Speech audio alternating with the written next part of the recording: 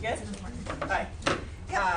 So it's May 5th, and we will call the North Kingstown School Committee business meeting to order. The first item on the agenda is to recess into executive session pursuant to RIGL 42464 for discussion of job performance, character, or physical or mental health of a person or persons, provided that such person or persons affected have been notified in advance in writing and advised that they may require the discussion to be held in open meeting pursuant to RIGL 42465. A1, NKESP request for leave of absence, administrator contract revisions, discussion/action, administrative leave, certified employee F, and review of superintendent goals. Item 2, sessions pertaining to potential litigation/legal advice and collective bargaining pursuant to RIGL 4246A. 2, discussion action of NEA NK negotiations, NKBCA negotiations, Category 6, field trip fees, and GCB contract revisions. Can I get a motion to go into executive, please? So moved. Second. All those in favor, please say aye. Aye.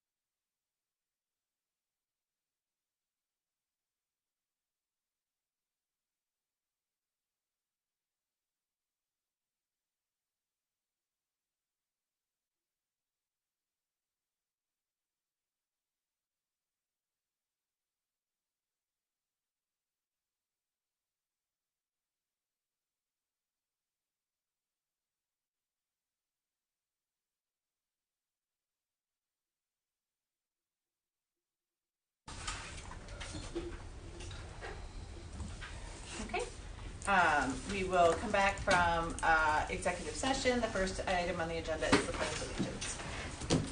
I pledge allegiance to the flag of the United States of America and to the republic for which it stands, one nation, under God, indivisible, with liberty and justice for all. Thank you. Moving on to roll call, please. Karen Earl. Here. Robert Case. Here. Jennifer Lima. Here. Megan Riley. Sherry Kennedy. Here. Joshua Furtado. Sadie McCann. Okay.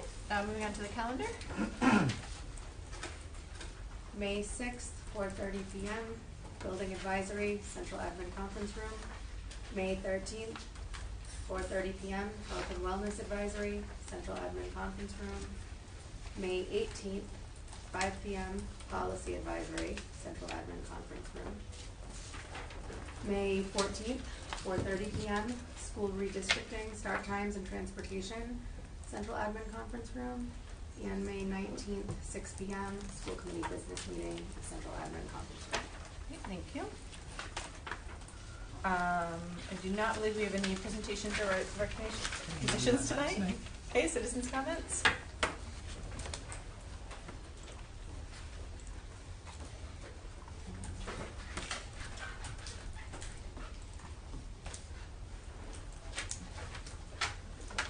Thank you.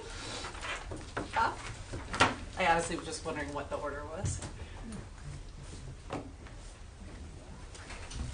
Hi, I'm Bob Vanderslice, 151 Prospect. I'd just like to start just by thanking you for all you do. One of those things is having to listen to me. And about 2 months ago, I came and testified about my concerns about chronic absentee problems in the nation here in North Kingstown, and specifically about a child I work with as a volunteer. And I really appreciate the response I got to the committee members. I was under the understanding that you're going to have a report on this, originally scheduled for today, but now it's going to be at your next meeting. And I just thought I'd take this opportunity to give what I would love to see in that presentation. The first is an assessment. Are we for 2026, are we doing better, worse, or about the same with respect to chronic absenteeism? And if so, and why? The second is, what strategies are we using to address this problem, and how would you rate their effectiveness? And the third thing is, what are we doing with respect to community outreach on the problem?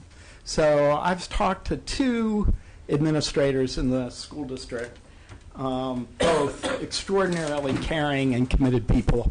We are lucky to have them. And one of them told me that chronic absenteeism is not a problem. It's a symptom of a problem.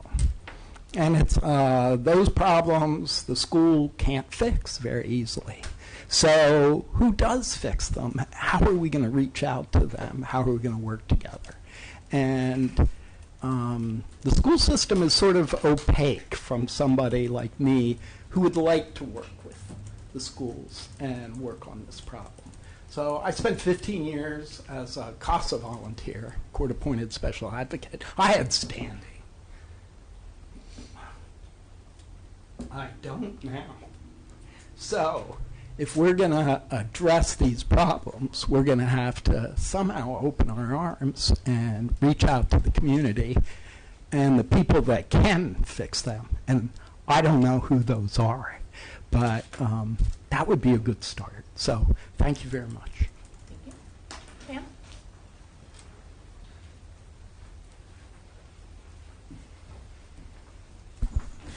Pam Pinero. Good evening. For transparency, I'm a member of the Health and Wellness Committee, but I am speaking tonight as an individual and not on behalf of the Health and Wellness Committee. I want to raise concerns about the process and timing that led to the recent recommendations coming from the DEI subcommittee about reviewing the health curriculum. I fully support listening to students. Their voices matter, but when feedback turns into proposed action items for the school committee to direct the administration, that process needs to be consistent with the structures we already have in place. In this case, it does not appear that those structures were fully followed. So I have a few clarifying questions. When, if at all, was the administration brought into this process? Were these recommendations developed with curriculum leadership as required under our curriculum policy? What data is driving this request for a curriculum review? Are we looking at student outcomes, implementation data, or trends, or are we acting on anecdotal feedback? Why was the Health and Wellness Subcommittee not clearly part of this process when both district policy and state law identify it as the body responsible for making recommendations on health curriculum? And since this effort originated from a student group, I would also ask, were student advisory members given clear guidance on the appropriate chain of command? Because there is a difference between elevating student voice and bypassing the established process for how concerns are brought forward and evaluated.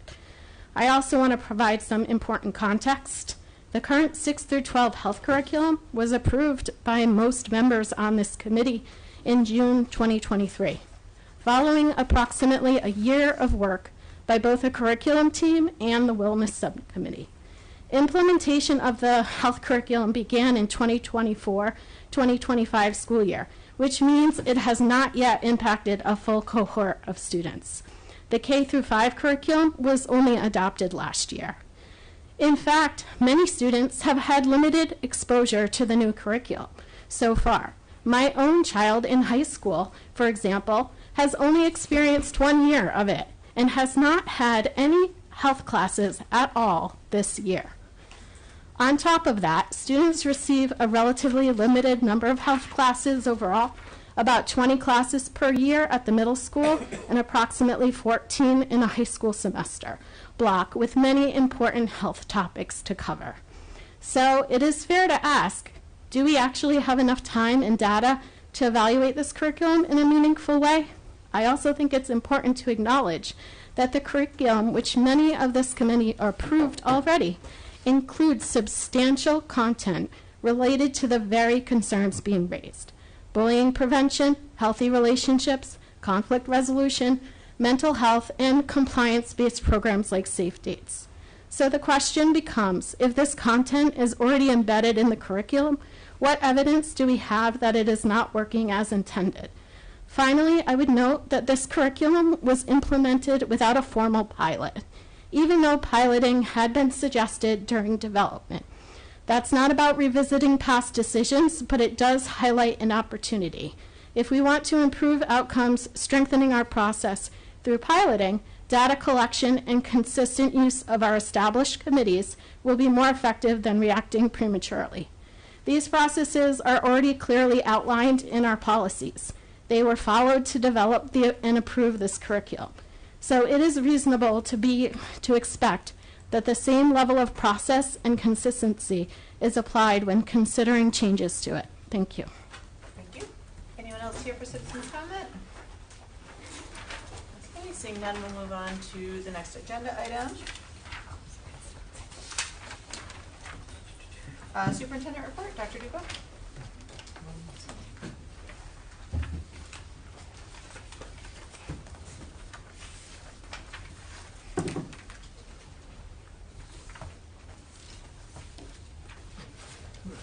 Few district highlights.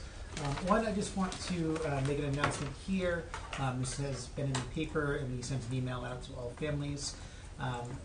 Next Monday, May 11th, we are holding a public hearing for the Whitford Middle School site investigation. This has to do with the soil sampling that we completed, and that public hearing is scheduled for May 11th from begins at 5 p.m. and that's being held here.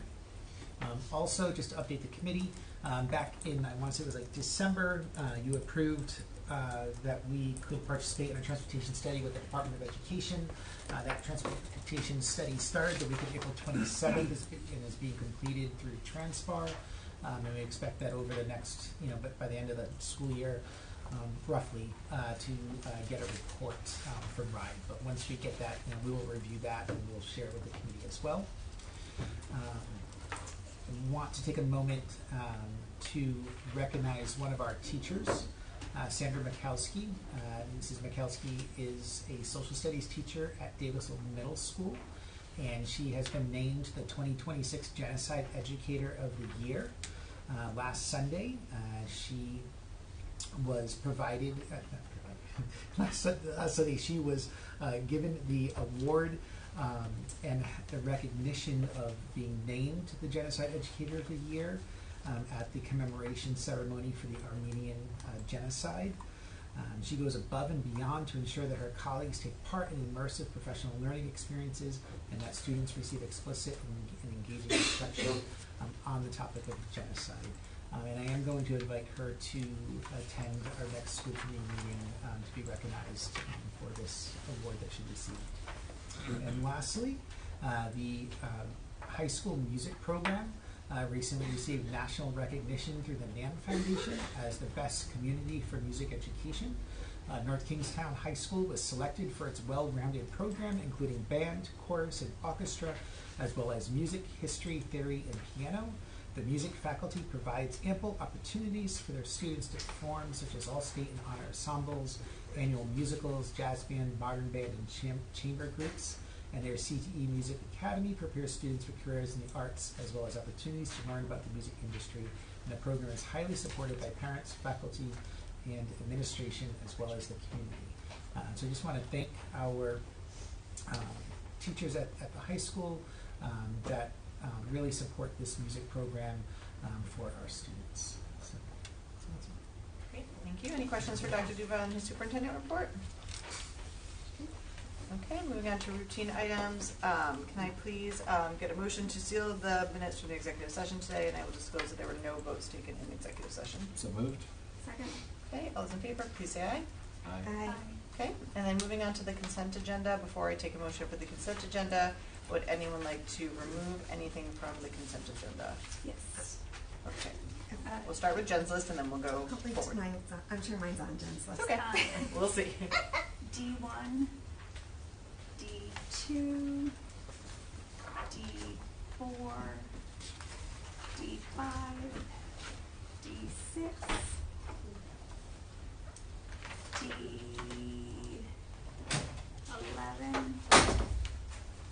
D12, D17, D19. Huh? D19. Okay. And yeah, that's it. Okay, Sherry, was yours 1, Yes, 2, 4, it 5, was, 6, it 11, was. 12? Okay. I was confident Jen would answer. Okay, okay, so can I get a motion to approve the consent agenda with D1, 2, 4, 5, 6, 11, 12, 17, and 19 pulled out? So moved. Second. Okay, all those in favor of approving the remaining, please say aye. Aye. Okay, and then we'll go back up to D1. Can I get a motion for D1, please? I will make a motion to approve. Okay, can I get a second for that? Second. Okay, and so questions regarding the RFP for a minibus? So the memo from the March 17th meeting noted a 2025 bus for $109,000 attached. The documentation from this meeting notes a 2024 bus for $105,000 attached. So I'm wondering what happened between the March meeting and this meeting? Yeah, the bus got sold. That's my guess. What do you got? Yeah, that was the bus that they had on the lot now. Michelle Hume, Transportation Supervisor. So when I went back to start looking for buses again to see what anybody had on the lot before we put the RFP out, I was primarily finding 24 vehicles to fit the specs that we were looking for. Okay. And then my other question was, there's no funding source noted on this, so can you confirm where the money's coming from, please? I believe they said it was coming from fund balance. Yeah, that's my expectation. I just wanted to confirm Yeah. because it's not listed. Bridget Hayes, Director of Operations. In a recent school committee meeting, Leslie Ann Powell confirmed it was going to be coming from the fund balance after it was previously approved on the agenda. Yep, okay. Okay, any other questions regarding this? Okay, hearing none, we'll move forward with the motion to approve. All those in favor, please say aye. Aye. Aye. Thank you. Thank you. Go forth and buy the minibus. Next one up is D2. I'll make a motion to discuss. Okay. Second. Okay, questions regarding the RFP for admin office space? So if I'm reading the backup correctly, the recommendation is not to retain a real estate agent and is to continue with the lease on this building? Yes. Okay. And the reason for that is because from what has been investigated by us, there is no comparable office space, and you don't feel that we'll get our money's worth for the $5,000? Right. Okay. I personally think that we have been trying to get out of this building for my entire term on the school committee, it feels like, and that it's a $5,000 investment in a $125,000 a year lease. I'd like to see what a real estate agent can do for us, because respectfully, nobody in this building is a real estate agent. And to have somebody actually devoting some full-time attention to seeing what we can lease or even purchase is worth $5,000 in my opinion. So I would like to continue with pursuing a actual real estate agent looking to get us out of this building. Can I ask a question? So they're asking for $5,000 up front, correct? Yeah, so that they didn't specify the date of the payment, but the $5,000 was what the cost was. And then would there be any like additional, like if they find a spot, that then we pay a percentage of what the rent would be? According to the RP, we would pay the $5,000 for this. Just that, okay. Yes. But they wanted it up front versus. As I said, they didn't specify the They date, but that was this for the services rendered. I get what you're saying though, Sherry. It's what I think you're asking is like, if well, no, the Like if commission they part, don't but like find- if we don't find a place, after how many months do they just give up and we lose $5,000? That's what I'm saying. Like, yeah, like I feel like typically when you're buying a house, or even when you're looking, like it's a percentage of what they find, Do we or have the RFP a flat attached? fee. Yes. And so, Yeah. What page? it's Because I'm seeing the other thing. 131. Thank you. I'm It's, on one. Yeah, well, it did not say like how long that $5,000 covered for. yeah, that would be Where do you my. see the RFP? I see the memo. I see It's in the there. lease. The RFP It was in there. contained within the, where is it, the bid form? I've got it at page 134 Page in my packet. 185. It's contained within, you mean the one we put out? Yeah. No, Yeah, the like, response. no, The response is in yeah. section C1 of their. It looks like this. I know it's in your packet, but Sorry, I just want to. I'm on page 171 in the packet, and it's at least starting. That's the RFP.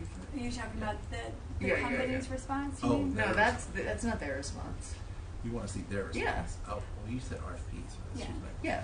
Well, the not what we put Their out, but response. it's in there. It's in there. we'll find it. Don't worry. And then our proposal, it is page 189. 189. Okay. Aha. Thank you. No, Does it says Oh, delivering. April through July. Yeah, which honestly, in my opinion, I think that's a lot of money for that short of time. And right now, like rental rates are through the roof. Like when we had this the first time, I thought we should have committed to 3 years because then we could lock into a better rate instead of us each year. So that's still my position. I think rental rates are too high right now, and Well, I think the goal is not to rent. The goal is to find a place that we would be buying. buying. Yeah. Yeah, I think the goal is to not be spending money.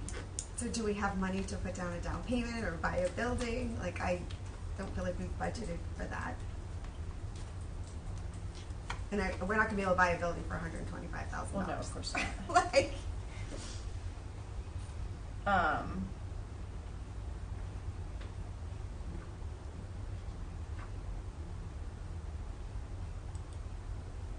I think it's just giving $5,000 away, but I'm not confident they would find us Why something. did we put, so when they replied to the RFP, they put new office space search 3-year lease. Is that what we had put forward in our RFP, was a lease? There were two separate Yeah, okay. RFPs. One was for a real estate agent, and one was for a lease. Yeah, To find a rental space was one RFP. A separate RFP was a real estate agent to explore options. got it. Which Thank would you. be both, like rental. That was the intent. Mhm. Or find a That was the intent. She's not going to look for, like, $5,000 isn't anything to, like, if we were going to buy a building, they would want a percentage. I don't think that this covers buying a building. I think Yeah, that I this don't- just covers rental. But I mean, my understanding of the initial intent was both. So I don't, it sounds like it was not included in the same RFP. Or just no real estate agent wanted to. No, the So- RFP like did not, it specifically said lease, not buy. Yep. Cool, so I'm a no. So, Because I agree with Sherry that it's too much for that purpose. I really was hoping, but my original intent was that we moved to a building that we already owned, which was DA. When we abandoned that idea because we made the strategic decision to move the pre-K there, I feel like I was still pretty consistent with the fact that I don't think that we should be spending the school department's money on a lease, and that it would be better to either be in a building in town or at least be paying a mortgage, which would at least be an investment for the town as far as their property, et cetera. And so I am not, I think if we're gonna lease, we might as well just stay here, in my opinion. But I don't think we should stay here like that. Like I think we need to I'm find not something. convinced that this is the only option. I think that we can be creative in terms of where we're putting the people in this building, and I think that $125,000 a year for office space is way too much money to be spending. So So if people don't want to move forward with looking at other options, that's fine, but I am not prepared to renew the upcoming lease, so. Ken, thoughts? Well, I mean, we tried looking last year. We only found one location that was local for us to use. I think that location is still available, just timing-wise, we could not move at that point, just because we didn't have time to kind of pack us up and go. We could look back at that location again and see if that's still an opportunity. I also think that's why, with our Greenwich Photo, it was a lot to pay $5,000 to have someone go out and look for something without really having anything in return. The other option is for us to be in here for one more year while we are looking. Was the other place, how much cheaper was the rent of the other place? I don't remember exactly, but it was less. Like significant? Well, I wouldn't say significant, but it was less. I don't have those numbers in front of me. it's also my understanding that the place that you're talking about needed some work to There was some work retrofit yeah, that there needed was to some happen. work that we'd have to do. We'd have to put some money into, just the space itself and doing a little bit of work. So we'd have to, that's where I also feel like too, if we end up retrofitting another place that's not really, That's not the right choice. it's not, I feel like we're better off staying here with a long-term plan of finding Yeah. a Well, that's what I've building been, to, you know what I mean, yeah, to. that's what I've been trying to achieve We for have one more 4 year years. of this lease I know. for 4 years. Yeah. So I honestly feel like this is Trying to figure out how to move forward. that there is not a desire to leave this building, and it is, I think, not a efficient use of funds to be paying. I agree with you. I mean, none of us here want to continue paying rent. I don't think we have another, I don't think that they don't want to leave. I think we're in a market right now where real estate prices and rent are astronomical. Like they just, they're, Yeah, I think for Yeah, me, that's it's the more, problem, it's I more think. about the long-term strategy. Like, so to your point, Sherry, I think that's not going to get better anytime soon, likely. And so Right. I was hoping for is if we, and I don't think that I will be voting no on this. I don't think this is the right way to move forward. But what I was hoping for is that we would be able to engage with someone to look into different options in town. So, for example, there was a land across the street from Wickford Middle School for sale in the past year. There's land right now across from Wickford Middle School for sale. And so, not that we would be able to buy and build anything, but at least looking into options for the town, not just the school department, but for the town, to either look at different spaces. We've talked about having conversations with the town administration about admin space, because they also need admin space, and what that could look like. Like, I feel like we don't have a professional looking at different options that, and when things come up, we don't have the ability to move forward. Like, we don't have anyone to call and look into even pricing or land or whatever. And so I'm trying to figure out how to move But if the town something also forward. needs space, like why are we not doing it together with them? Like I think, Excellent question. you know what I mean? Like Yeah. I feel like No, if they I mean, do the too, town- like they the- are, they're currently renovating their current space right now. Right. So I don't know if Yeah. after putting, money into that, are they gonna $2 million. look and go somewhere else? Well, I know. I mean, part of me is like, I don't know why we're not. I'm just saying, I feel like figure it we out need long some- term to be there, but yeah, like I feel like we could be together. But regardless of that, I do feel like we're just going to be in this cycle if we don't do something, and so I'm open to suggestions and ideas of how we can move forward. But I am concerned about like it's just stuck and like we're not. So I might add one suggestion is I can put out another RFP for a real estate agent to assess options for land or buildings to purchase, and we'll be coming up on the budget season so that we can have adequate time to prepare whatever funds that might look like for us in the coming years. I think, one concern, the first question that I'm sure will be asked is, what is our budget and what are we looking to spend? So in order to be prepared for that, I think having some research behind the scenes could be very helpful. But I think trying to engage that without having some budgetary information, is difficult. I like that idea, Bridget. But yeah, I agree with you. We'd have to give them a budget too.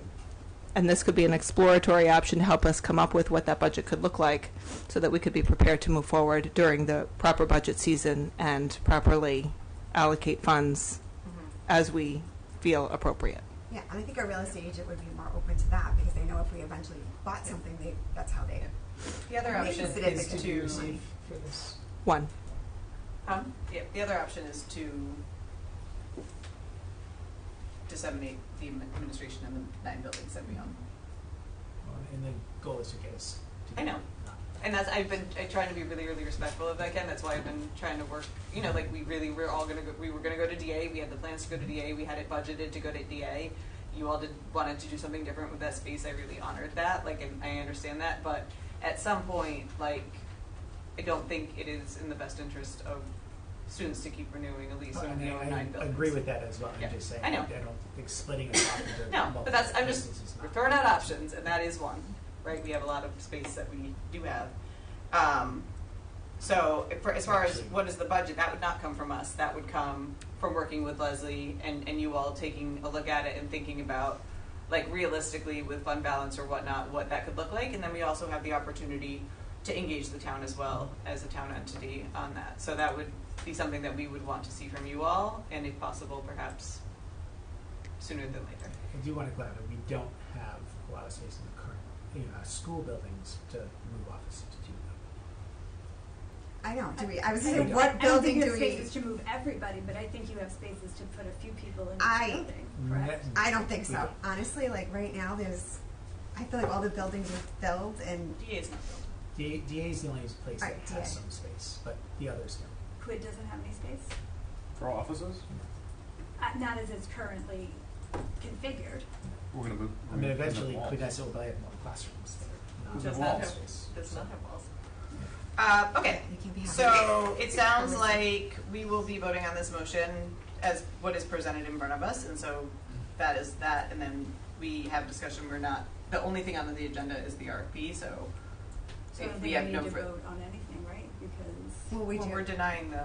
Okay. So the question is, at this point, our lease is up at the end of August. Mhm. So at this point, I guess the question for me is, are we prepared to sign one more year while we engage this? We have to put that on for next week. For another next time agenda. Yeah. Okay. And I will make a note of that.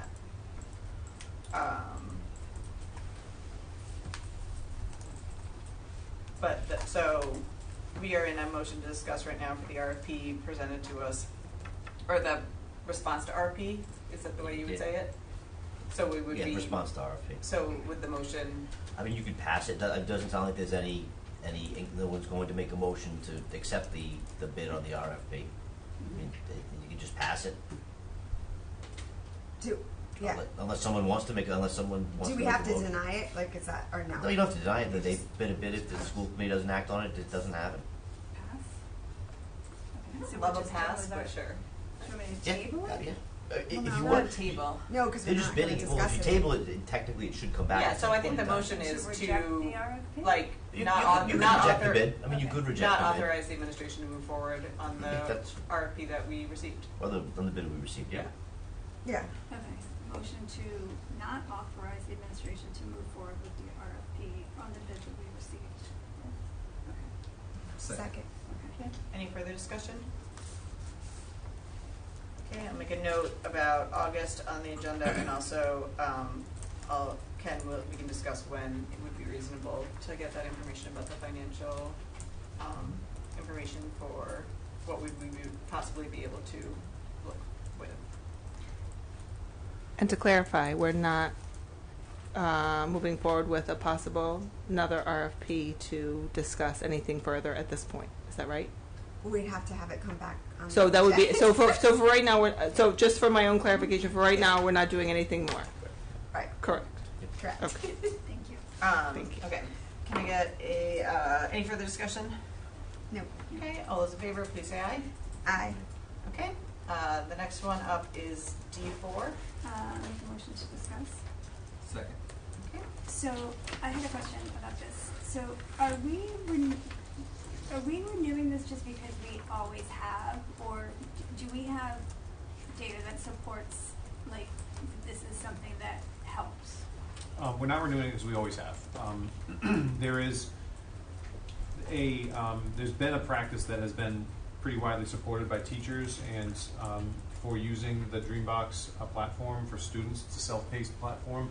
It kind of measures students' growth, and it's also useful for kind of determining or measuring their growth, specifically during the WIN block, which is a time that's used at the elementary school to provide interventions help for students and to provide enrichment opportunities for students. It's a pretty, I would say, intuitive system that can adapt to students' individual needs, whether it's more of a intervention need or more of an enrichment need. That being said, your point about data is something that we do continuously look at, and we can certainly do with this product. But I would recommend that that we continue this with this purchase. Okay. How long have we had Dreambox? How long have we had Yeah. it? I don't know off the top of my head. The only reason that I ask is because the way that it's phrased on background is, to support students' math. And I know when we're looking at the scores, and again, I don't place a lot of stock in scores, but it's the only piece of data that we do have. We are not seeing an increase in math scores, and so I'm wondering, is this actually an effective tool in increasing them? And that's the reason why I asked the question. No, I understand. I think I wouldn't necessarily line this product up directly with the math achievement scores you're referencing. I would line it up more with tailoring practice to fit a student's individual needs, right? So again, the WIN block, which is used at the elementary level to address students in need of additional interventions, there needs to be some type of user-friendly product that is intuitive to students' needs. This does kind of fill that need. That being said, I'd be happy to look into whether or not we can move forward with a different thing. I just think for now, to not have this now, I think would be not helpful. Yeah, I guess for next year maybe, if over the next year maybe, is there another piece of software that might? I'd be happy to go through a process where we have more of a comprehensive dialogue, if you will, with Okay. teachers and principals about Okay. this product versus other options. That'd be great, thank you. So I'll make a motion to approve. Second. Okay, any further discussion? I would just kind of echo what Jen says, and also be curious about if there's any data from Dreambox that we get about that could give us any information about students. Because I do think the way that it responds to students is really great, but to Jen's point, if that's not aligning with what they're with Riotcast or with different things, it might be there. It'd be interesting to see what the data says about our students as well. Agreed. So do you know if they send reports? Dreambox? Or you can pull reports we can from pull that? Yeah.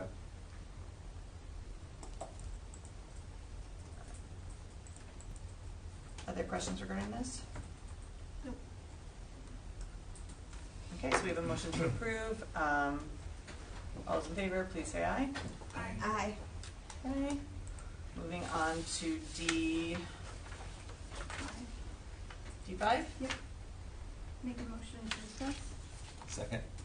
So, how long have we had a subscription for this to do this for? Again, I don't know off the top of my head the exact number of years that we've had it. Okay, so this would be my same question because it says, I see here it says, to assist with overall reading comprehension. And I guess my same question would be like, is this actually providing a benefit in terms of, in the areas that we are trying to achieve progress in? And just questioning if we have data to support that. Sure. I hear the same thing about, not wanting to not approve it now, but I would just ask if we could look into that over the next year. Yeah, absolutely. And again, I think that there is benefit to News ELA in terms of its usefulness as far as being similar to Dreambox, and that it's intuitive and that it can be flexible in terms of meeting students' needs. That said, I would be in favor of taking time to look more comprehensively at the use of the product and its overall value. Yeah, and I support anything that helps students learning. I am just more specifically questioning the fact that these items are being tied to things that are to be targeting specifically to things that are tied to scores, and so I'm questioning the connection there. Sure.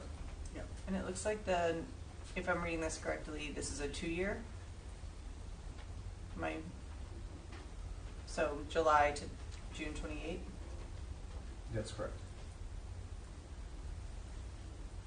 Just so you know, Jen, you Okay. can't, nothing, Okay.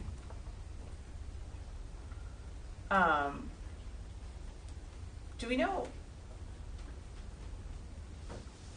I guess it's just a similar thing. I understand how Dreambox is used in the elementary schools, but do we know how much students use this at the middle school level? Just because it's a little different the way that they're... Yeah, I know the feedback I've gotten from, especially the ELA department at the middle school level, is that they use it a lot. Mm-hmm. They're very strong advocates for it, the teachers. They talk about how it's useful in a lot of different ways, as far as like a reading and writing tool, as far as being adjustable in terms of like the student's reading level, to be able to like kind of to be not like a static reading tool, but rather something that's a little bit adjustable based on Lexile level and things like that. The feedback they've gotten has been very positive from their perspective. That said, we can obviously look at it more comprehensively at how it's tied to different outcomes that we're pursuing, Okay. and the alignment there. I'll make a motion to approve. Second. Okay, any further discussion?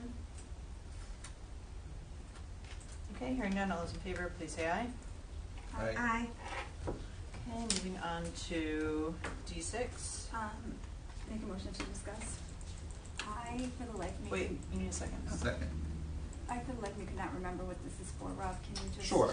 So Star Renaissance is the STAR test is the test that we use 3 times a year, with all students, grades K to 11, as our primary kind of like consistent measure for our MTSS process. So for students who are deemed in need of Tier 3 or Tier 2 supports, the STAR test is the test that is the primary driver of that, along with other things as well, but that being kind of the primary like standardized measure for that. It also provides us with the data that allows us to identify students who have needs, but it kind of drills down to like the specific areas of the test that they show a need in, so we can kind of target instruction that way through our intervention system. And the STAR Renaissance process also gives like teachers tips that are aligned to individual student needs. It also pairs with our Branching Minds platform, which we use for MTSS, and it's really central to that process. So this is the software for the actual STAR That's testing? correct. Okay, Yeah. okay. You said K to 11, this says K to 12. Which one is it? It's K to 11. K to 11? They don't offer K to 11, but we don't use it for seniors. Okay, I'll make a motion to approve. Wait, okay. Do we have a second? Second. Further discussion? Why wouldn't we test seniors? We haven't tested seniors because in senior year, we are looking at the 11th grade scores and basing them off that. Yeah, it'd be interesting to see where they end, but I think the 11th grade data and the Yep. years before that give us I think we pretty could good do enough enough. testing Yeah. as well. yeah, because it is. yeah. And so, if we didn't have this, what would happen? We would have a really significant, not good impact on our MTSS process. Yep. Back into How have success. we seen that working for students, or like what data do we have to support the MTSS? Well, this is the progress Yeah. monitoring, so this is how we know how Yeah. students are doing. So when they do the STAR assessment, that's what classroom teachers are using to know where the students are Mm-hmm. and to see what type of progress they're making in the classroom. Mm-hmm. And it helps us also identify students that are in need Mm-hmm. and that need to be referred for MTSS, as well as data that's used for any referrals from special education as well. What'd you do before we had it? We've had it for a while. Yeah, and NK's Yep. STAR. We also share the information with families too, so they can see Yep. it. It's more Yeah, feedback. there were a few Yep. different progress monitoring programs that are out there, STAR, Yep. Already, and there's one other one. Star There's like- already, there's three that are Star Star, NWA? Irene, and there's one other one that's used around the state. Okay. Thank you. Other questions? Okay, hearing no more public question, all those in favor, please say aye. Hi. Okay, moving on to D11. Can I take 11 and 12 together, because I'm not sure which falls into which one, but they're both Aspen. Yeah. So I'll make a motion to discuss 11 and 12. Do we have a second? Second. Okay. So Ken, I appreciate you getting me the information so quickly to the questions that I asked you.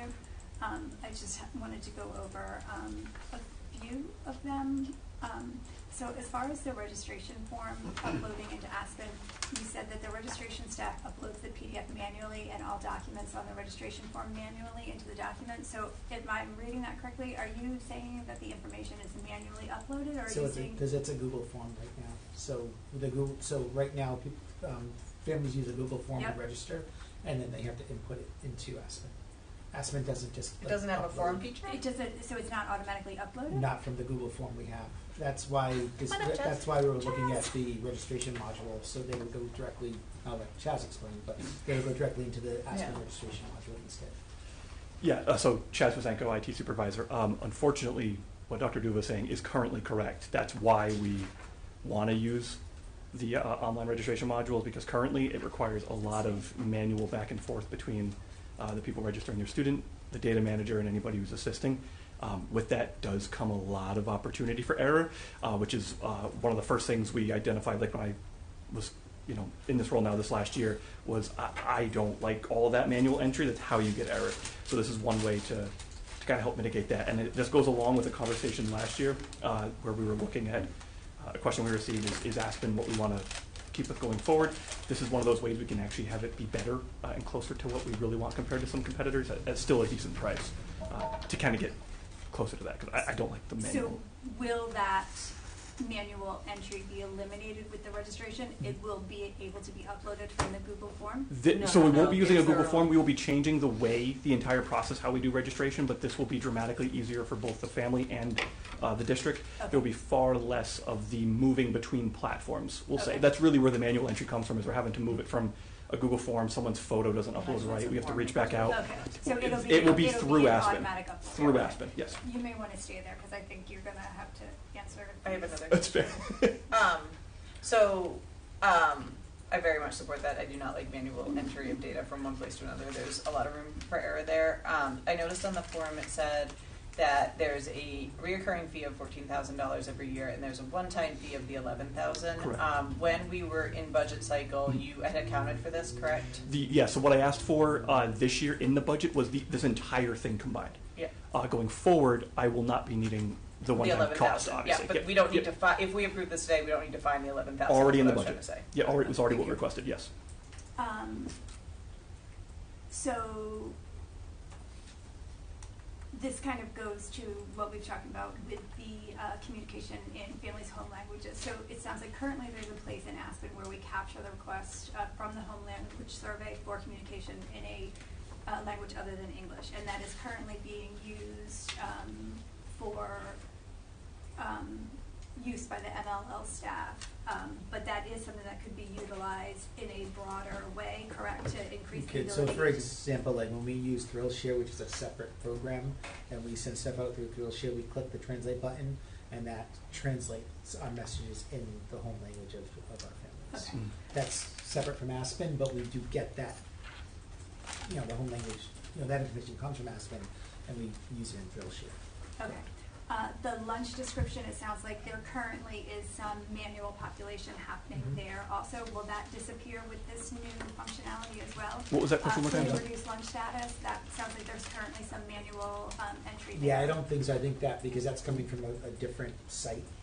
Yeah, I can look into that. I don't know the status on lunch, Okay. Lunch status in particular, but that's, Yeah, we can definitely explore where that gets changed, but I think that's coming from a it's, different site, and Trish has to, You're not review able it to and import, like we, in It the could be system a that CSV file. so we can Yeah. definitely explore other avenues to make this less manual for sure, but that won't be, my understanding is at least something like that would not be part of the registration component. Okay. However, that doesn't mean we can't Okay, make the yeah. process If better, you could for look, sure. it's the same thing, lots of room for error when there's manual Agreed. uploads.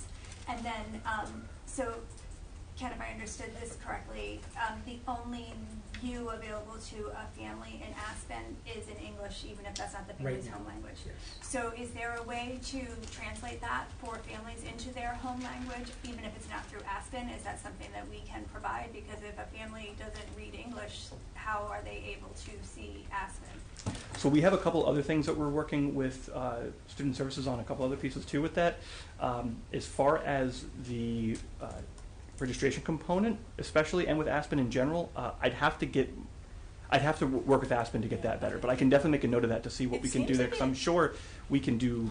Usually, what we do is we can run forms through a translator, but the It seems dashboard like it might maybe be not. a functionality that they have though, because when you go to your main page, and I didn't know who Jen was going to ask this question, but I just wanted to see if you could switch it. Like, you can get websites to switch sometimes, so I went to see if I could do that.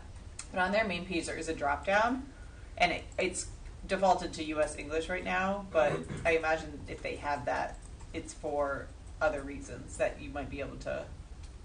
I know. You know what I mean? Sure. Thankfully, right now, separate from Aspen, but if you're using a modern browser, Yeah. oftentimes That's what I think. I'm going to try it right now. oftentimes it will actually translate almost any web page Okay. automatically for you. So that's become one thing we've noticed is that some software and web tools don't actually do the translation because they don't need to build it because the browsers do it already.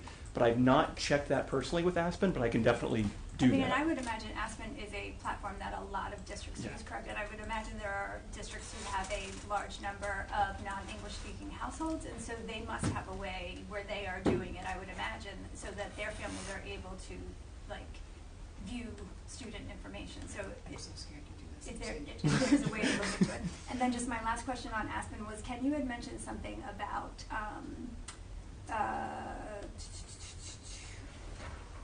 security and access within Aspen. Is there, I noticed on the registration page that there is a place where you are asking people to upload birth certificates, passports, things like that. Is that information locked down to only specific people? It's only those that have administrative rights would see that. So, I can answer it a little bit more Like- pointed. Is the only people who would have access to that through the form would IT to some degree, and the anybody who's involved in the registration process. That's it. So that would be our data manager and typically someone from IT who assists in that. It's very, very few. We do as least access as possible to anybody. So we usually start from zero and then only add people So as it's needed. teachers who are logging in from Aspen cannot access that information? For the registration component, when you say when they're adding in birth certificates and stuff? If they go into the Yeah. student's record in Aspen, do they have access to that information? Like a birth certificate? Yeah. I don't believe so. No, those documents are usually. Yeah, Can you we'll check that for follow me? up just to make sure. Yeah, Okay. those are We'll follow up to make sure. they're typically pretty locked down, but I can definitely get you Okay. that.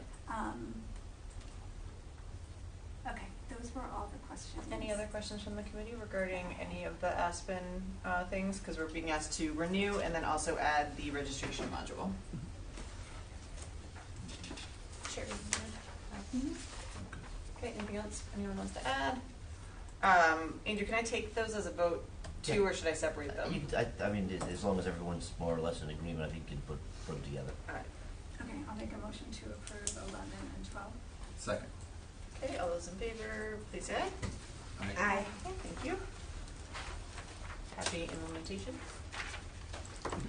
I also don't think you can do it on a, like, unless you were really savvy with your web browser. Like, it doesn't just change the languages. It It feels doesn't, hard. doesn't stay because I did it. Yeah. I only did the first page and then logged in and went back. So you Yeah. have to go back. I think you have to do it every page you go into. You got to go in the browser and click translate. Yeah. That's I mean, no as worries. long as you do it, it's there. So now Yeah. it is in another language for me. Cool. You're gonna get stuck, not me. Except I'm Chose gonna a have to language- read I out chose for a the language rest. I could read. There you Another go. way, so- All right, the next item up on the agenda is, wait, did we, oh, because we did 12 together. Got it, 17. 17, I will make a motion to approve. Second. Okay, any discussion regarding this? Yeah, was this the thing that we're upgrading for us for the school committee meetings and all of that stuff? Yes. Yeah, so where is that? Yeah, so we got a little bit delayed because of hardware problems in, what year are we at, 2026? 2025. And we got officially started at the beginning of the year because of the hardware. As we were doing that training, we unfortunately did have the previous school committee clerk resign during that time. So literally as we were finishing the training, we're working with our current school committee clerk to get that training going so we can get this going for sure by the start of the fiscal year. And everything else beyond that in terms of streaming and recording is staged and done and ready to go live once we build the agendas in here. And this will cue the chaptering of the, yes. Okay. Yes, yeah. Okay, awesome, thank you. Mhm. Okay, any other questions regarding this? Okay, hearing none, we'll call the question. All those in favor, please say aye. Aye. Okay, and then moving on to 19. I will make a motion to approve. Second. Do we have a procedure around how this software is used within the district from teacher to teacher, grade to grade, school to school, anything like that? So in general, we Yes. pretty much provide so the teachers get trained and are provided with the Go Guardian teacher component has some scenes. The term they use is scenes. Oops, sorry. The term they use is scenes to block. Besides that, though, the actual access of the teachers themselves is pretty limited. Basically, they can allow certain things or block certain things in class at that time. They're provided that material somewhat regularly, and any PD, if there's a Go Guardian PD, comes up as well. And I know even separate from the teachers, but even from the administrator side, we did a whole one with the principals as well to how to review some browsing history. So we try to keep it as regularly as possible, but definitely every year we've touched on it. But like in terms of like teacher A may decide to block nothing, teacher B may decide to block everything. There's no. So honestly, we are on the side of if it's your classroom, what you think is best in that moment. Okay. And then the teachers can share stuff between each other, but no, we don't make them do it one way or the other. Okay. We IT decides what's happening at like the district level, and then past that, the teachers can make a necessary adjustment on a class by class basis. That's And up to is them. that communicated out to families? That component that might not be the parent piece. We've been doing that more often, where the parents can control as well. But as far as the classroom, I don't think we've sent something specifically, but we can. It's a teacher. It's a teachers manage their class. That's. And I'm not suggesting they shouldn't. I think I've been hearing from parents that they are surprised that their students are able to access certain software in the classroom. Mm-hmm. And so I just think maybe making that information known is not a bad thing. Right, and I'm not advocating that they should not. I just think like the expectation is, if at home, I am not allowing my fourth grader to access social media when they come to school, I would think that they also cannot. And to discover that they can is surprising to some families. So I think just having that awareness that just because we have this software does not mean that all teachers are using it and even consistently across things is not a bad piece of information to communicate. I know you're using social media as an example, Yeah. but they should not be able to access social media at school, right? No, yes. No, they technically can. Absolutely. So we have to be, Wait, so where did we without go? going too deep into the, Okay. some of the murkiness of this, we have to be careful, we do have to be careful what we block on mass, because we might Yeah, we be, talked about this. Yeah, in we talked policy about meeting. this. Yeah, I was so like, how in- do you so that's do why that? I don't know. as a district, we have to choose a certain baseline as a district that we have to abide by, or else we potentially lose some federal funding. Yep. And then but we can provide the teachers to do it on a class-by-class basis, whatever they And want, to, and to really. clarify, social media, for the sake of this discussion, covers a wide range, Correct. including I am- YouTube, yes. which is used often by teachers Right, as an I am educational specifically tool. referring to Okay. things like Snapchat, Instagram. I understand Yeah, that, but I'm that's saying what that I- the, Yes, the, that's what I am Yeah. specifically referring to. But you can, like, they can get on TikTok, Yes, they can and get that's on, what I'm and saying, yes. so, But I just want to clarify that when it comes to people's understanding of social media in this context, it's covering much larger ground than just what we're talking about. no, I agree. I Like think it covers some ground that's really important educationally. Yes, yes. Right. Yeah. But, and that's what, I just think communication to families is a piece that I think is missing here based on some information that I have received from families. Okay. And I just think, We can have a conversation about Mhm. how we're putting something together. yeah. I think even too, I think parents don't realize, like, at home you can block stuff, or, you know, if you don't want your kids on their Chromebook after a certain time. So I think even maybe just sending out a simple thing to tell parents, like, hey, you can do that at home. Yep, so we've heard that loud and clear for sure. Yeah, and and it's we super have easy better, once And you I have seen download better the app. I've seen- communication. it's I've seen happened, better yep. communication and it will be about even that, better yeah. at the end of the year. Yeah. I've already speak to some of the principals Yep. about sharing that one pager that we put in our district newsletter that can get sent out to families at the same time at the end of the year and the beginning of the year to kind of just be a little reminder. It for might sure. be good at, like, open house to, like, be like, hey, it's easy to download, because I think once the parents download the app, it's super easy to Yeah. figure it out. I think it's just realizing, oh, I didn't even know we had We that. talked about this Fair enough. here at Yep. the policy, We definitely, when we yeah. approved the But policy. if Because I you remember do that at sharing home, that. once you walk in the school door, it's gone. Yes. And That not turns everybody off, knows yeah. that, right? Yes. So just Okay. kind of outlining those things. But anyways, okay, Yeah. I will Okay, make a so it motion to sounds like approve we are in the- support, yes. but with Yeah. like more communication. With more communication. But once you yeah. go on the app, the parents realize it, because you can block the time, so you can't block times during school. So I'm just saying the app actually is very educational once the parents on it to know how it's being used. Yep. Okay, so we have a motion to approve. Do we have a second? Second. Okay, any further discussion? All those in favor, please say aye. Aye. Okay. Moving beyond consent, that was fun. We got some of them passed through consent, I'm just saying. There's a lot of consent tonight. Yeah, personnel items, any questions regarding? That was in consent. Oh, no, I'm sorry, that was in consent, just Special kidding. reports. Okay, special reports. Do we have any questions regarding special reports? We have the quarterly enrollment update, I internet have a filtering question report. on the quarterly district enrollment update. So overall, I compared it to the last quarterly update that we got, and like overall, the net change was like an increase in 5 students.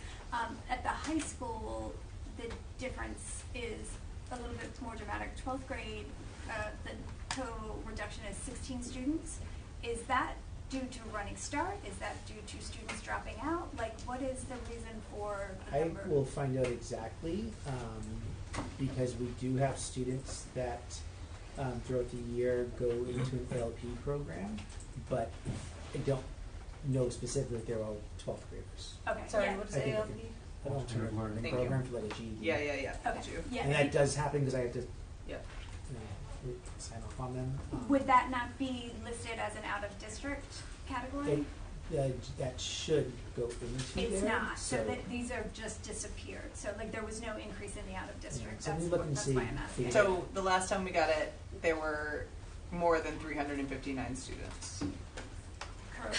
Last time we got it, there were 374. and now there's 359. Right, so, yeah, Yeah. so 16 are gone. Okay, so we can follow up on that. And then my other question was, the pre-K enrollment went up by 10, but 9 are listed as being out of district?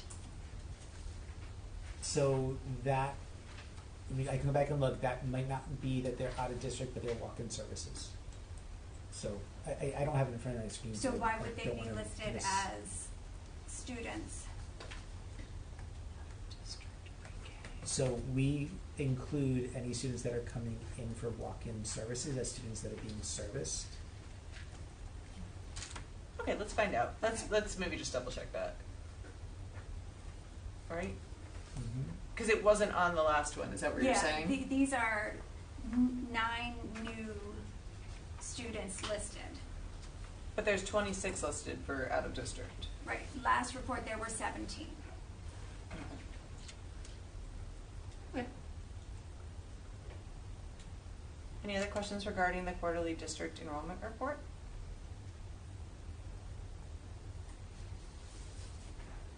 Okay, hearing none. Any other questions on the other reports? The internet filtering, the SIT plans?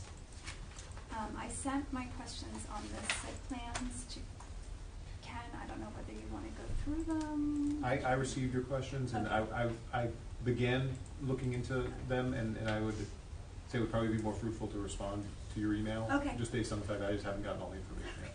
Okay. But I will. Okay. Can somebody remind me, does the school committee have to approve the SIT plans? No. No? So we we just are. sent it to us. Yeah, that's fine.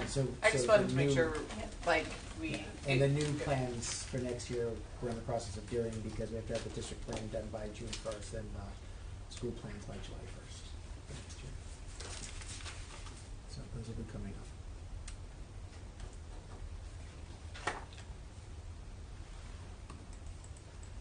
So the new SIT plans need to be done by June 1, and then The district July is June 1 Got it. and the school is July 1.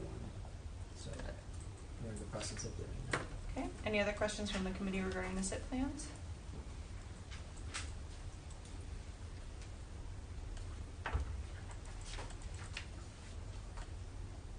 Okay, hearing none.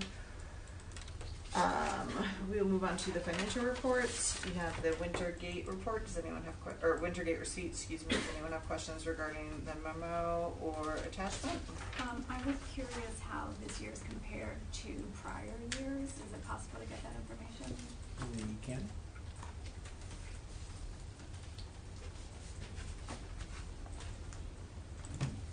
Okay, other questions?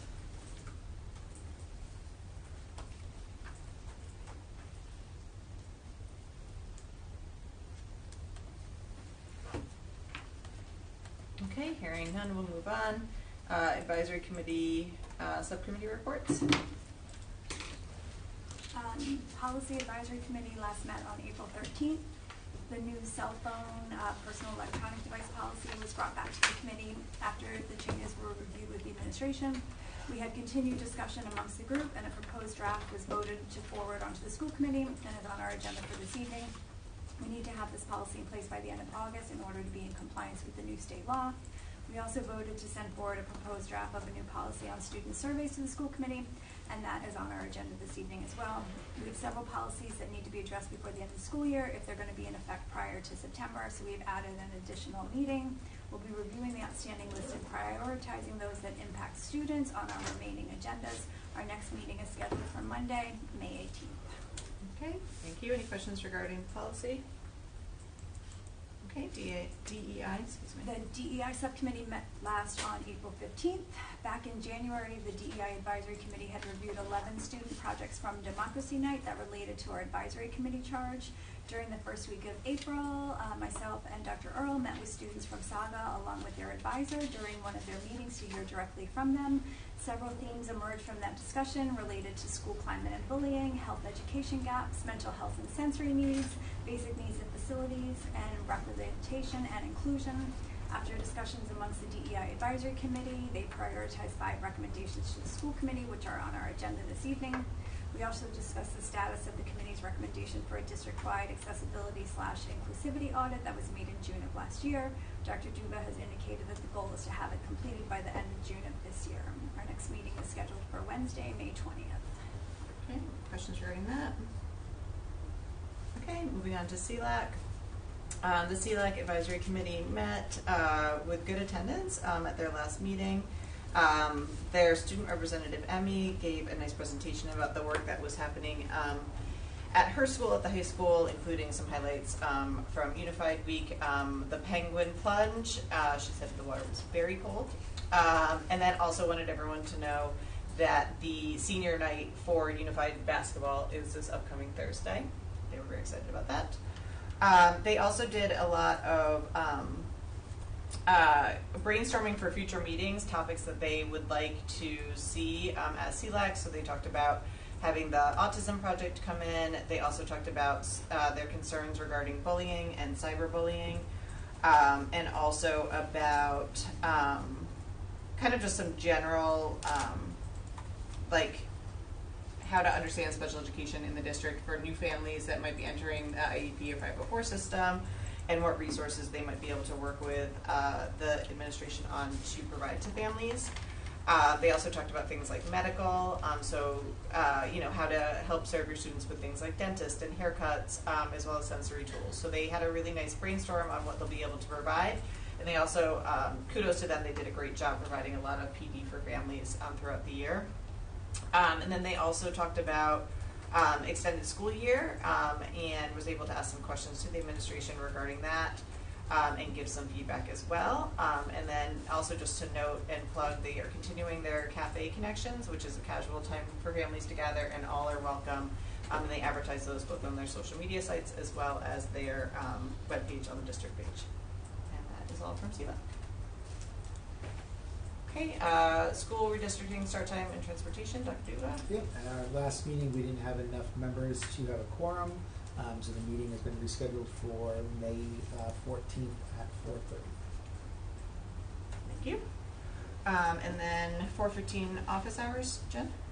At the 4:15 office hours, we had one teacher attend, and we talked about the cell phone policy, and I would probably characterize it as school safety issues, I guess is probably the best way.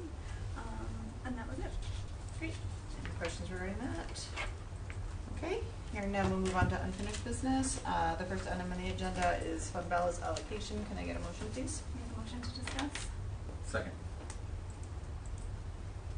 Okay.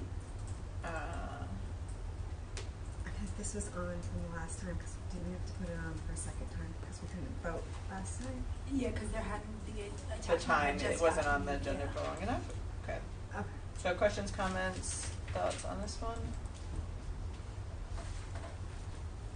We have the attachment with the recommendations for the annual fund, and then the allocation recommendations. Yep.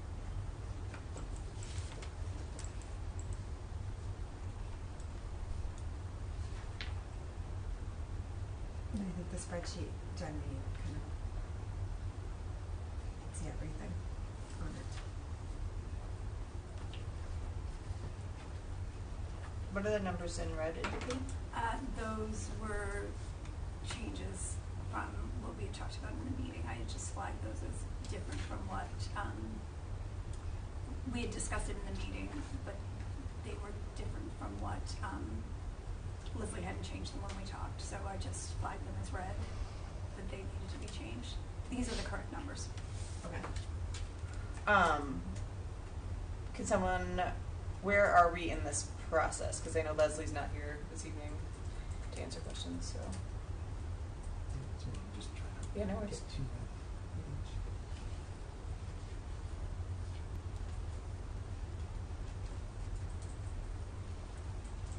Am I correct that we did have a discussion on this, we just couldn't vote at the last We didn't meeting? talk We about it didn't. at all. No. Okay.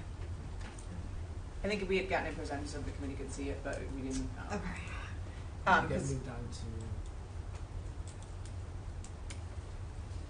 Yeah, 'cause this is what we discussed at the Do you want to talk for sure, or do you want me to? budget and finance meeting, and we made these recommendations that bring here to allocate these funds in each of those years. You can go through each of them if you want. Yeah, and then we talked about a lot how I think we just were trying to plan long term out where before we didn't have those. We hadn't looked at it in a few years. Yeah, and if I remember correctly, there was discrepancy on like what Leslie's interpretation of it was versus, was that correct? That was like the That was first 2 time. meetings That ago? was 2 meetings Okay, ago. perfect. So basically. And then, and then you had the meeting on the And then we had Monday. the meeting, and then Okay, we we're fixed here. it, yes. Okay. So this would be like if we had money at the end of each each year. Mhm. This is the recommendation to the school committee saying, we think that the school committee should say, if there is money at the end of each year, these are the amounts that should be allocated each year to these funds. Right. Do we want to review each one because each one has the amount of what's there for the FY26 I and don't- what we Yeah. can be allocated, or we can just. I think we can just ask specific questions and, so I had a couple questions on this one. One was, I think at some point I had asked about how much turf costs in 2026. I think, do we know that answer? So they just came back out last week. So I'm waiting for the report because we had to put on hold for the winter. So they did come, they did the evaluation.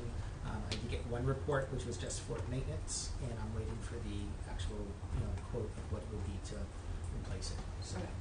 So still don't know, but it's But not- soon. Yeah, Okay. they just Okay. came out last week. I mean, that's the good thing, we got them out there. We haven't put it on hold for the winter. Yeah, And then- that's okay, Blizzard. that's great.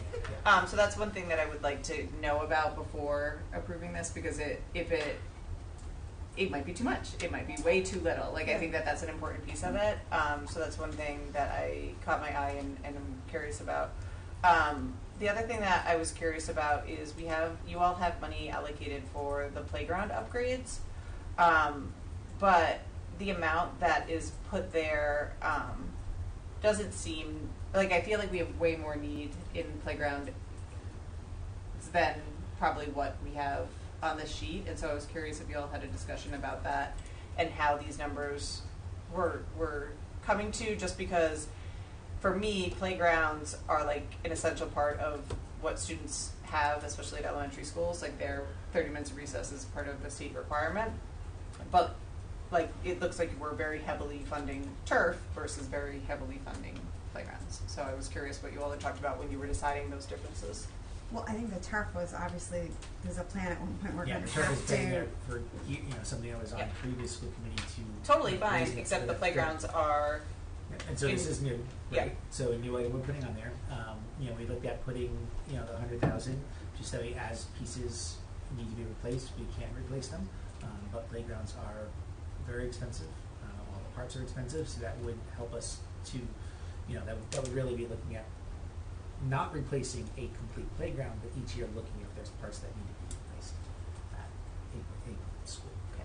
Yeah, I mean, I think if we did a whole overhaul of all the playgrounds, like, that would have to be a totally different budget line. Yeah, and I wasn't thinking that, but I think that based on the assessment that we have, like, we know that there are, what our needs are, and so I was curious if this was like a data-informed decision or just a random number that you all had decided upon, based, you know what I mean, like, if it was based on what we need or just based on a number that you all picked. That would get us to be able to replace,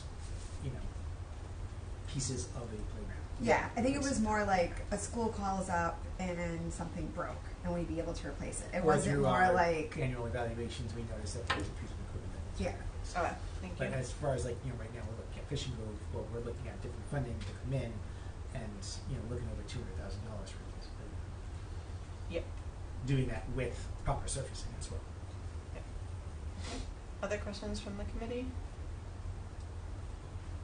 I had one more. So this is assuming that, like, for example, in FY26, $900,000 like would be remaining. Is this in order? So like, if we only had, Proportion, where does it say that? down at the bottom. Really tiny. Which number of the tiny print? Oh, that little one. Yes. Okay, recommended.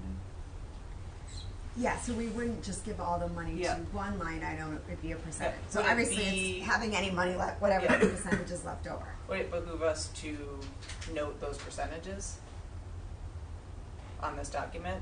Well, I just assumed. Instead of having- I just figured people would do the math, right? I mean, 900,000 is, Yeah, but, so you're gonna, yeah, like what, I don't know, I would list it personally. I would say athletic capital reserve is 30%, auditorium is 5%. Like, I think it would be helpful, because I remember getting a document like this when I came in for the school committee, and it wasn't 100% clear on, Oh. we can add it. I just figured, like I said, people can do math, but we can add the percentage, that's fine. great. Other questions on this?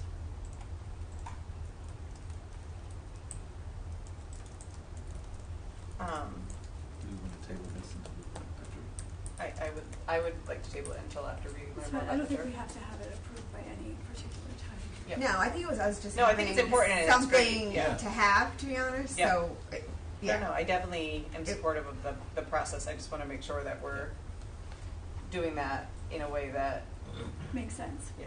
Ken, when did you say they were gonna have the turf thing to you by? I need to follow up with them because they were just here last week, so I don't have it now. Okay, just let us know and we can get it on a future agenda. Mhm.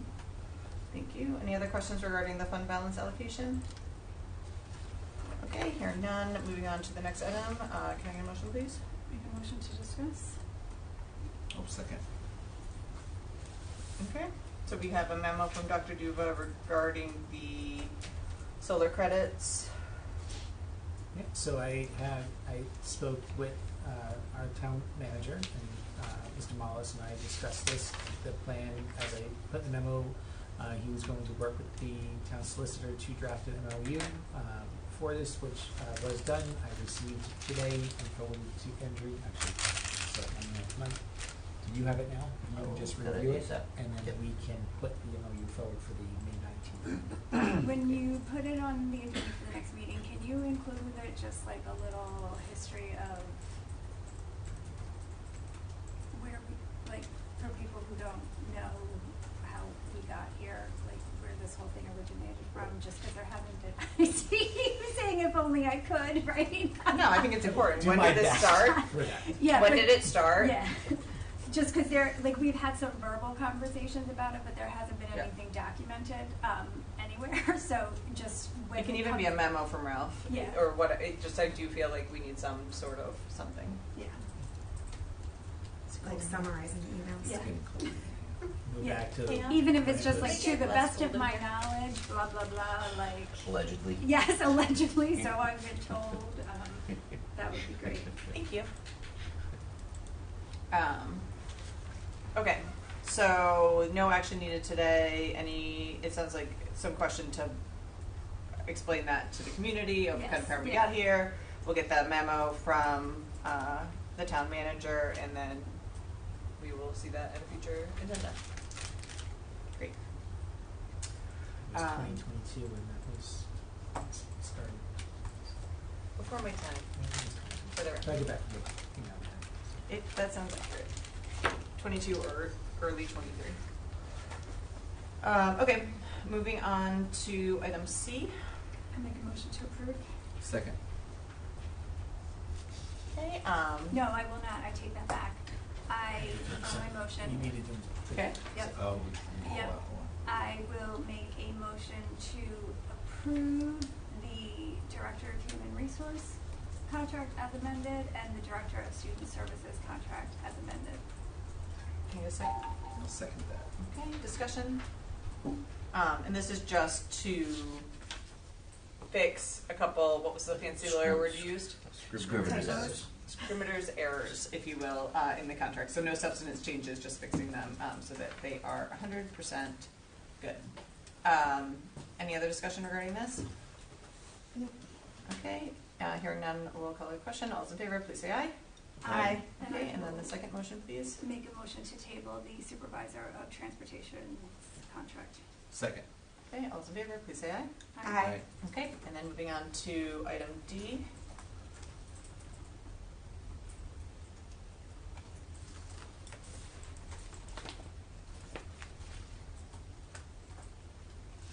Oh, do you want me to make a motion? I Oh, This one's, motion to approve GCV contract revision. okay, do I have a second? Second. Okay, and this is the template that goes along with the contract that is in the GCB policy. And so this is just updating that template as presented in executive session. Correct. Okay, any questions regarding that? Okay, hearing none, we'll call the question. All those in favor, please say aye. Aye. Okay, and then moving on to E. No. Huh? didn't ask if there were any notes. Oh, I'm sorry. And are there any no's? Thank you. Please note Jennifer's no.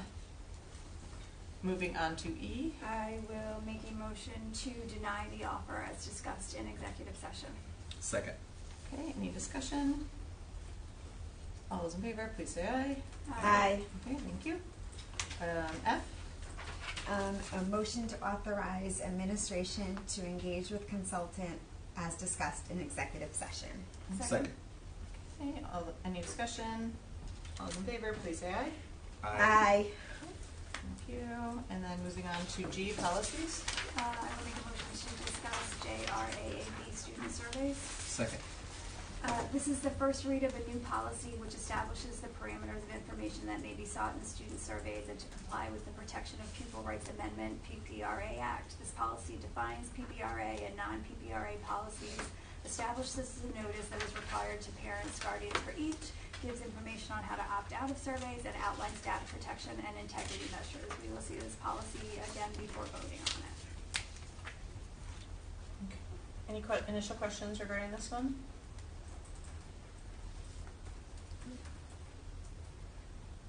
Okay, hearing none, we'll see this for a second read at our next meeting. Next one, please. Make a motion to discuss JIJC cell phones, personal electronic devices in school. Second. This is the first read of a new policy required by RIGL 162143, which outlines the expectations for North Kingstown students regarding the use of personal electronic devices during the school day.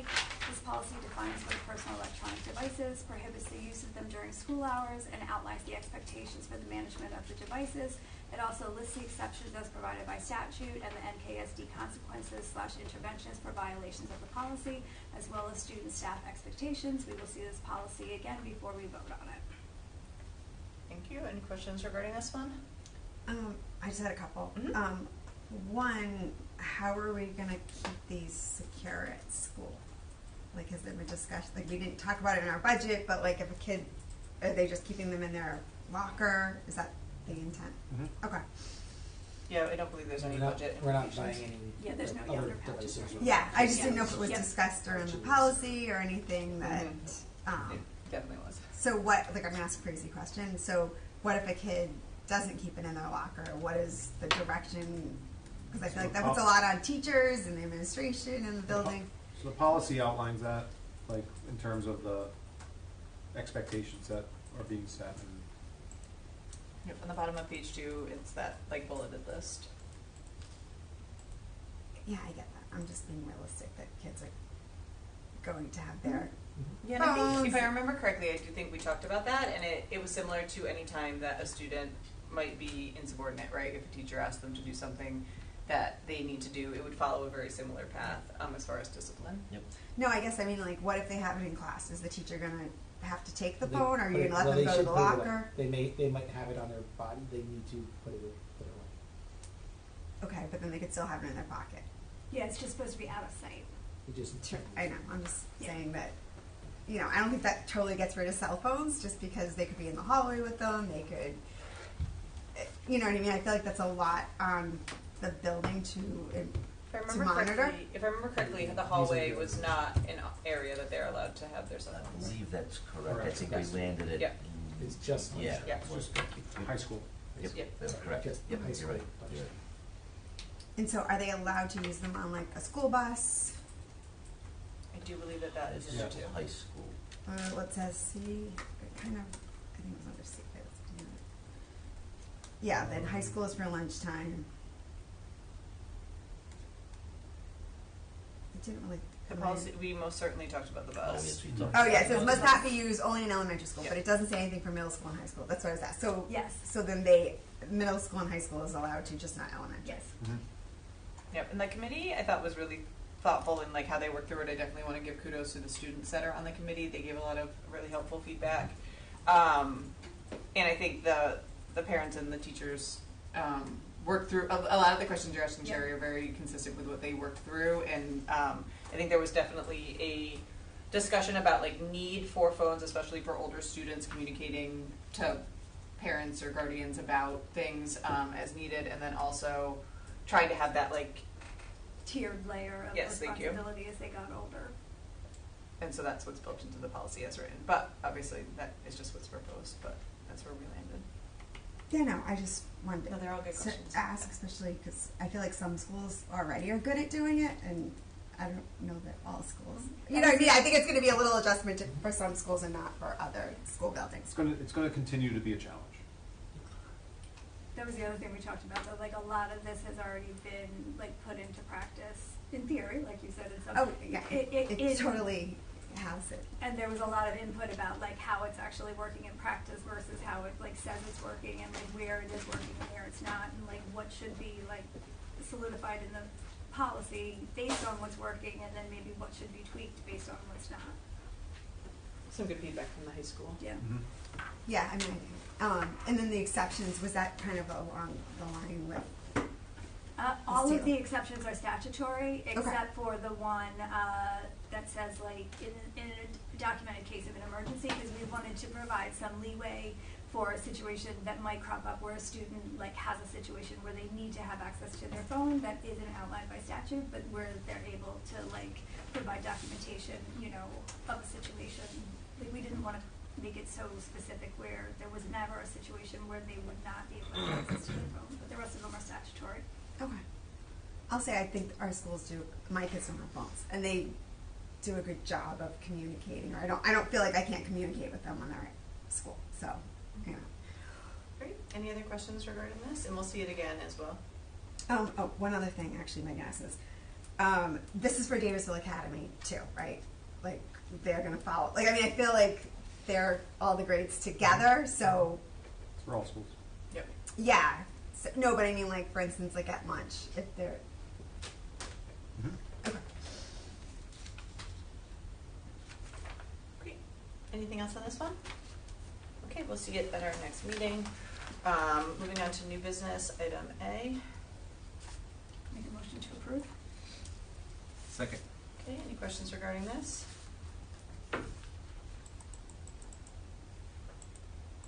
Learned what a turf tank was. That was fun. Just saying. That was It's like a tongue twister. Huh? It's like a tongue twister. Yes. All right. Hearing no questions, did you make an motion to approve? I did. Great. We'll call the questions. All those in favor, please say aye. Aye. Okay, thank you.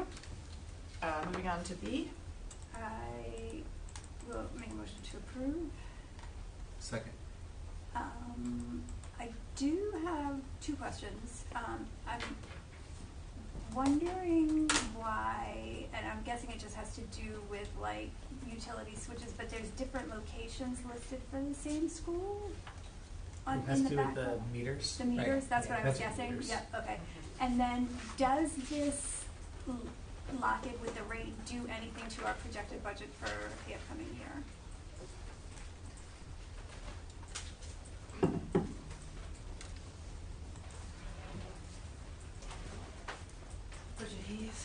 Director of Operations. So I can say, as far as the rates, to lock them in, if we don't lock in the rates, we are paying significantly higher rates. So I can't speak to what was specifically budgeted, but I can assure you that Leslie and I have been in communication that locking in the rates is more financially beneficial to the district than to go without locking Oh, in. yeah, I'm sure that Yes. it is. I guess I'm wondering, is the rate that we're locking It in seems like at it's where, lower. like, It's is it lower than what we had? So budgeted? yeah, so as you can see, we paid, in February and March higher this current year. Mm-hmm. So we should see a difference. We should see a difference. Okay. Yes. In a positive way. In a positive Right, way. that's what I'm saying. I Yes. say difference. So Yeah. this contract should lock in Yeah. lower rates. Yes. And we should see. Could you just have, that. Is there a Leslie confirm that. quantifiable number maybe that we could put on that? Leslie's been very involved in the, Yeah. Okay. and I've copied her in the memo, and she's been assisting as we've gotten partnered up with some of these other people who can help us find the energy efficiencies, because I agree with the earlier comment, we're not necessarily energy aficionados here, so we're trying to rely on the experts. And I'm sure Leslie probably used the higher number when she budgeted for FY27. Yep, so if we, I feel like she's pretty good about that. I'm fine approving this today, but I would, if Leslie could just provide, like, just to confirm that this is in line with the budget, I would just like that in writing. Just email is fine. Yeah, because I would imagine Yeah. that I guess what I'm asking is, like, if we budgeted $5, right, does this rate now put us at a projection of $4.50, or does it put us at a projection of $5.01? That's kind of where I'm going with this, like, but yeah, so I will make a motion. I think I made a motion to approve anyways, but I don't remember. You did. Okay. And how long does it, just to confirm for folks, how long does it lock in? 1 year. It's just 1 year, right? Okay. Thank you. Any other questions regarding this? Okay, we have a motion to approve. All those in favor, please say aye. Aye. Any opposed? Okay. Moving on to C. I'll make a motion to discuss. Okay. Second. Okay, so this is regarding the school building advisory recommendation. Dr. Duva. Yep. So at the April School Building Advisory Committee meeting, we discussed the ad alternates for the middle school, and these are the recommendations from that committee, prioritizing the ad alts because we need to look at the costs of the alts, and as we have savings for other funds, when I say other funds, we also keep looking to see if there are grants, other opportunities for funding as well. The money would go towards these alts in this order, and the committee agreed that the baseball, multi-use field, and softball field would be priorities 1 and 2. The air source heat pump trimming for the natural gas boiler would be priority 3. We're working towards making sure the building is green, and it would allow for 85% electrification for the building. We're trying to get as close to 100% as possible. Priority 4 would be for the theatrical lighting, sound, and stage curtains. Priority 5 would be for the 600 kilowatt generator. And those are what we had listed. We also have the cost estimates on the last page. Those are the cost estimates for these projects from Sean. Okay. Questions from the committee? So are we currently in the process of actively seeking grants? So we are. We're looking for what other opportunities we can find. We've had conversations with the town. We've looked at community grants. We're looking to see what is out there that we can. There are certain grants we wouldn't qualify for because of they go to low income communities, but for most we wouldn't qualify for that. So we are looking to see what other possibilities are out there. Okay. I think we've talked about this before, that, I recognize where we landed with net zero. I understand why, but I also think we've talked about the fact that, like, we sold the bond on it. And I think it's important that we put some type of communication out to the community about that, because even though I know what we talk about here is utterly fascinating, like, not everybody pays attention to it. And I think that is, it's not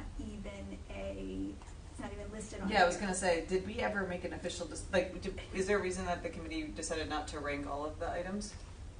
We did the top 5. The geothermal was the very last item on there because of the cost and the timeline, because you have to make a decision really now based on the design of the building, and that was close to $6 million. It doesn't feel super transparent to just not have it on there. So if it's 6th, it's 6th, right? Or if it's recommended that it's not even thought about, I feel like that needs to be documented somewhere, or at least officially approved by the Building Advisory Committee. So at your next meeting, I would appreciate that. We can go. I can go back through the minutes, but I believe that is what we had voted on, were these 5 items to go for. Yeah, and I think that's what Erin said is what I'm trying to communicate, Yeah. right? If that project is gone, we need to say that clearly and directly, so that there is no miscommunication about that. And I think we also need to be upfront about where things stand, specifically with the fields also. Because I think, I know my expectation would be if I was building a new school that it would come with a field. So I know we're working to bridge that gap, but I think we need to be transparent about where that lives currently in the moment. Okay, other questions from the committee?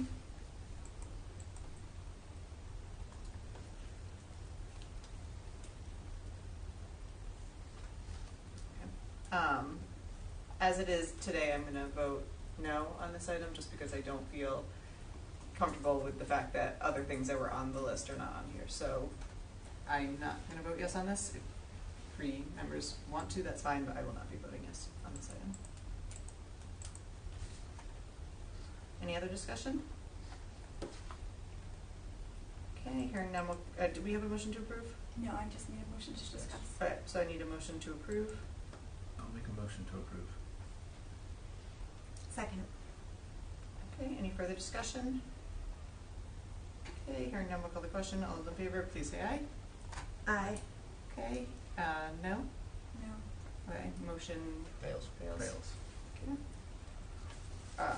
So I would recommend back to the Building Advisory Committee, and then we can put it on a future agenda item. Moving on to item D.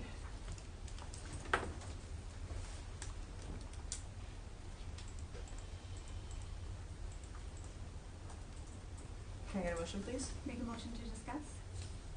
Second. Okay, so this is a revised calendar. I believe the state of Rhode Island moved the primary day after we had already approved the school calendar, and so this is the revision to reflect that, if I'm correct. Yes. Okay, anything you want to know on that, Dr. Duba? I'm No, assuming it just moved from me. Previously, the primary day was going to be the Tuesday after Labor Day. It is now the Wednesday. So that week, there'll be no school on the Monday for Labor Day. There'll be school Tuesday, and that Wednesday will be professional development, and then back on Thursday. I'm just gonna throw it out there. How many Crazy. people do we think are gonna come to school on that Tuesday? The Earls.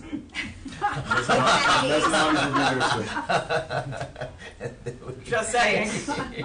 No, I honestly think people will go. I actually feel badly more for the teachers and like just I can imagine that is not good for momentum in the first week of school. Well, that's what I'm wondering, here we like, are. is there But it was any other not our creative fault. options with the calendar that we want to discuss, rather than just saying, like, What's there to discuss? I don't I mean, know, it would like, be is there good some, to a give day it- at the we could end, just like, delete. what do we, I mean, I'm just putting it out there, right, like, cause to me, that's, What to I don't know, like, do we Are we wanna push a day required? out at the end and move a day up We at have the to beginning? follow that, and we can't have school because they're having elections, so we're not allowed to. But have can't you school. take the Tuesday off instead and like do something weird like that? I'm just But putting if it we out take there. the Tuesday off, we're still off Wednesday, so now there's no school Monday, Tuesday, Wednesday. That's what until she the said. school That's district. where I'm going with this. That'd be one. Now That'd you're be, so having- many people are going to come to school on Thursday because there's no school Friday either. There isn't? No, the school Friday. I'm There sorry. is, Yeah, but this Friday, is yeah, rush so that's- time. that's- But yeah, I- sorry. Yeah. Just I feel like putting they it just out moved there, primary I'm day and it just just saying. didn't make it convenient for the I- schools. Yeah, I know. So just to clarify though, because there's some things in the state that we have to have off, and there's some things that we can have off. Like the We state of have- Rhode Island we isn't have closed to- for every election. Right, we have to have primary day off. Every district is Okay, closed That's by on that statute. day. that's by statute. Okay, just checking because I know it does vary Can't go sometimes. around Okay. Well, enjoy your weird week. It is what it is. I appreciate the Just concept of creativity, but I don't think putting it that out there. is the vibe Yeah, I mean, for where we're at with I the think it'd be calendar. different if like they were starting, but and they're going to be in school the whole week before, so hopefully everyone's back in school mode. Okay, anything else on the calendar? If not, we will, I'll make a motion to approve. thank you. Second. Okay, any further discussion? All those in favor, please say aye. Aye. Okay, can I get a motion to table? Table, yep. Make a motion to table. Second. All those in favor, please say aye. Aye. Okay, moving on to F. Make a motion to approve. Second. Okay, any discussion? Just wanted to clarify that this is the, for lack of a better word, last page of the previously approved contract, and with good collaboration with the NKBCA, worked through to clarify these numbers a bit more, and that it's just going to be in addition to their existing contract that we approved earlier in the year. Absolutely correct. Okay. Any other questions regarding that? Okay, all those in favor, please say aye. Aye. Okay, moving on to D, can I get a motion? Make a motion to discuss. Okay, do we have a second? Second. Okay, discussion from the committee. So these are recommendations from the advisory committee. Some of these are follow-ups related to the recommendations by the DEI committee that we made on January 21st. I just want to clarify a couple things. The role of an advisory committee is to make recommendations to the school committee.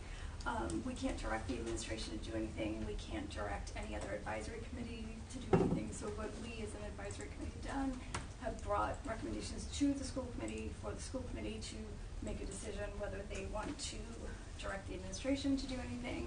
They can opt to direct another advisory committee to do something with it if they'd like to. We are fulfilling our obligation as an advisory committee to bring our recommendations forward. About the health curriculum, I did vote to approve the health curriculum. And at the time, it was presented as being LGBTQ plus inclusive. After talking to the students who have actually now experienced the curriculum, I can understand their concerns about the fact that there are gaps in the curriculum and their concerns around the fact that it is not inclusive and that it is not providing them with relevant information for their experiences. Like at the time, I definitely, and I will say it's better than what we had, but that doesn't make it good enough. And I think that's one of those things that you don't know until you actually dig into the curriculum. But Jen, you should have said to them, you need to direct that to the health and wellness because it's a state law. Like it needs to all go through the health and wellness, which they could have came to the health and wellness and then told us about. It wasn't a specific curriculum discussion, it was a general discussion. And Yeah, I mean, I don't disagree that it should go to the health and it should wellness committee. 100% like be addressed through the curriculum, but as a DEI advisory rep, like I'm bringing it to the school committee, and the school committee can direct it to health and wellness. No, they can't, because the subcommittee, it's the Rhode Island regulation says, the subcommittee will make recommendations. This is the health and wellness regarding the district's health, education, curriculum, and instruction. Right. So I So did. I'm gonna have you yeah, answer no, what and I actually did get can- back to you today, Sherry. Yeah, you did. I think we're like 50-50 on this. I agree that the DEI subcommittee should bring it here because I think the school committee can say, we don't agree with that, or they can send it back. But if they're interested in making any changes, then I agree with you, Sherry. It's got to go to Then they need to send it to it's got to us go to instead that of health and wellness administrative. subcommittee because that's the Yeah. body by statute that actually Yeah. looks at it. Right. They'll then make the Okay, recommendation. So I And see. I have no problem No, with that. So it's in theory, the recommendation is, this isn't the right word, but is a typo. It should have said to recommend to the school committee that they task the health and wellness committee to look at it. So instead of the administration, it should go to the health and wellness. So that isn't. Or like, is in it the theory, DEI sending it to the health and No, wellness? Yeah, you DEI can't wouldn't do- send it directly to the health committee. DEI would send it here because in theory, Okay. the school committee could say, They could have we're no not interested in interest. making Yeah. any changes to the curriculum, and then it would never get to you folks. Yeah. It's like if the finance committee said, we'd like to change a policy. You'd bring that to the school committee. The school committee would say, you know what, we agree that policy should be looked at. Let's send it to the policy subcommittee. So the path is right, but you're correct. By statute, only the health and wellness committee can actually make those changes now, or recommend them, I should say, Yeah. not make them. But I will say this, I don't think the current health and curriculum has actually even, like, especially the high school, because they don't have as many classes, I don't think they have even seen the true, They it had, hasn't been there long enough for them to see. they had the health sex ed. curriculum. I don't think that's But true. I think that becomes a discussion Yeah, that the But health yeah, and wellness the subcommittee has. administration can. Yeah. And again, we did not, when we were talking to the student, Sherry, like I can only take what the students told us to face value. We didn't make them pull out their health curriculum, like we didn't Right. do anything, Okay, but no, I mean- they did express genuine concern. It wasn't just one student about what was in How there. many They students did was it? Just curious. in that probably 20, 25. And so I think it's worth a look at because I think they were upset. And I think anytime a student's upset about something, it's worth a look at. So I would very much be in support of having the Health and Wellness Committee take a look at it. And especially now that we have rolled it out to the citizens' comment, I was also concerned about not piloting it and not taking a look at, how it impacts students. And so I do think that we did not do that, but we do have the opportunity to take a look at it now that we've had it in the schools with the students for a little bit. So Yeah, I'll be honest, that health curriculum, because I was on the health and wellness, not as a school committee member, as a community member, like, there was a lot of conversation and talk, people agreeing, not agreeing. The entire school committee at the time, which the three of you were on, approved it, so it's just disappointing that I feel like that was the time there was something that wasn't there. Someone should have said that.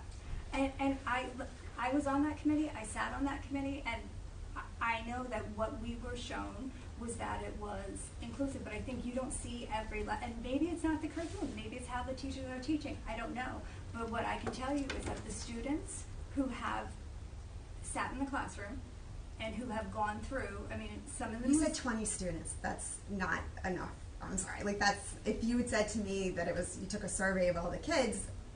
If I told you that there was a non-LGBTQ student who went through sex ed and didn't learn about a condom, would you think that that was acceptable? What is that? That's not what I said. What I'm saying is play this through with me. Would you think that was acceptable? I would look into it with much more extent than one kid. That's what I'm asking. I'm asking, we need to be teaching all of our students how to prevent sexually transmitted diseases, and that includes same-sex couples. And that is not what is being conveyed. What was conveyed to us is that's not happening with the current curriculum. And so I'm asking that be looked into. Okay. Other questions or comments regarding the recommendations from the DEI Advisory Committee? I do on the stipend for the GCA. Did we get some data? Like, what are the after-school activities at all the schools? Like, how are we funding it now? Like, I think right now we don't fund any after-school activities. I know at DMS it's a grant. I will say that we don't, and typically I don't think we should get in a place where advisory committees, any advisory committee, should be making recommendations to the school committee to start certain groups and to fund those groups, because those are student groups and they come from student groups. So I think, Ken, the challenge on this one was I have concern with the GSA came from a student at the Democracy Day, and I believe that student, I know that student has not had success in working to get these implemented, and that the students are expressing need, and so I think that's where trying to figure out what the barrier is on that is which an has important not piece. come to our attention Yep. at all through the school, the principal to us, which should be the way of that being brought forward to us. The reason why the committee made the recommendation was a concern that funding was the obstacle. And so our recommendation was that if funding was the obstacle, to let that not be an obstacle. I know that all groups have to be student-led and student-initiated. There is the perception that this is not a club that is well received at the middle school level. And so there is hesitancy to raise that. And if funding was going to be the reason to not let it go through, we wanted to head that off at the pass. So. But I don't think that's funding's the issue. Like, I'm saying, why would you pick one thing over another? Right now, I think when you presented this, you didn't give the full. You should have looked into what are all the clubs we have at all the schools. Who is funding these clubs? How are they being run? Like, we need that information to make a educated, even answer to you if we should do it or not. So that's what I'm saying. Is like. How was it determined that funding was the barrier? In case it was the barrier, in case it was. Okay, so we don't know that. No, we don't know. Okay. Could we find out maybe what the barrier is if students are interested and we're not able to offer it? I didn't. Yeah, we're this always is the first that it's we're coming always, to this us. is this is the first we've been made aware. Yeah. Like, we're always open to that's great. supporting student groups and groups that are driven by student interest. Great. Yeah, I mean, I agree with that. That's what I'm saying, because I just feel like we don't have funding for like robotics groups that, I mean, I feel like sometimes we don't even. There's other stuff that need funding too, and so I don't know that it's that students aren't interested in it. Yeah. I don't, I just meant you didn't really put the whole package together of, we're funding all these after-school activities, but we're not funding this. That's kind of how I took it, which is not the case, because we're not funding all these That's after-school not activities. how it was It just, intended. Yeah, and so yeah, and that's why I was just saying, like, that's how it came across to me. So it seems like yeah, so could we maybe just look into I'm just what also the looking barrier at the is? contract. The stipends are also directed out of the contract of what stipends are provided to. Yeah, So it's yeah, that's where. we have to. That's needs to be looked at. Yeah, so there's a lot of music before school, after school music, a lot of, there's stipends, right? I just carry the contract, no, there's middle school chorus, stipends, yeah, so I think, and again, that might not be the barrier, which is great, if money isn't a barrier, phenomenal. It seemed like that was the students' perception of what the barrier was, is that there wasn't, that there was a need, but it wasn't being met, so, now you know, so that's great. Other questions or comments on the recommendation from the advisory committee? And then on the Smart Pass, just curious. Smart Pass is reviewed on a yearly basis. We look at data. Yeah, it was just it just said to review the Smart What Pass, was and like what I guess what was the student concern concerns? about the Smart Pass? Yeah.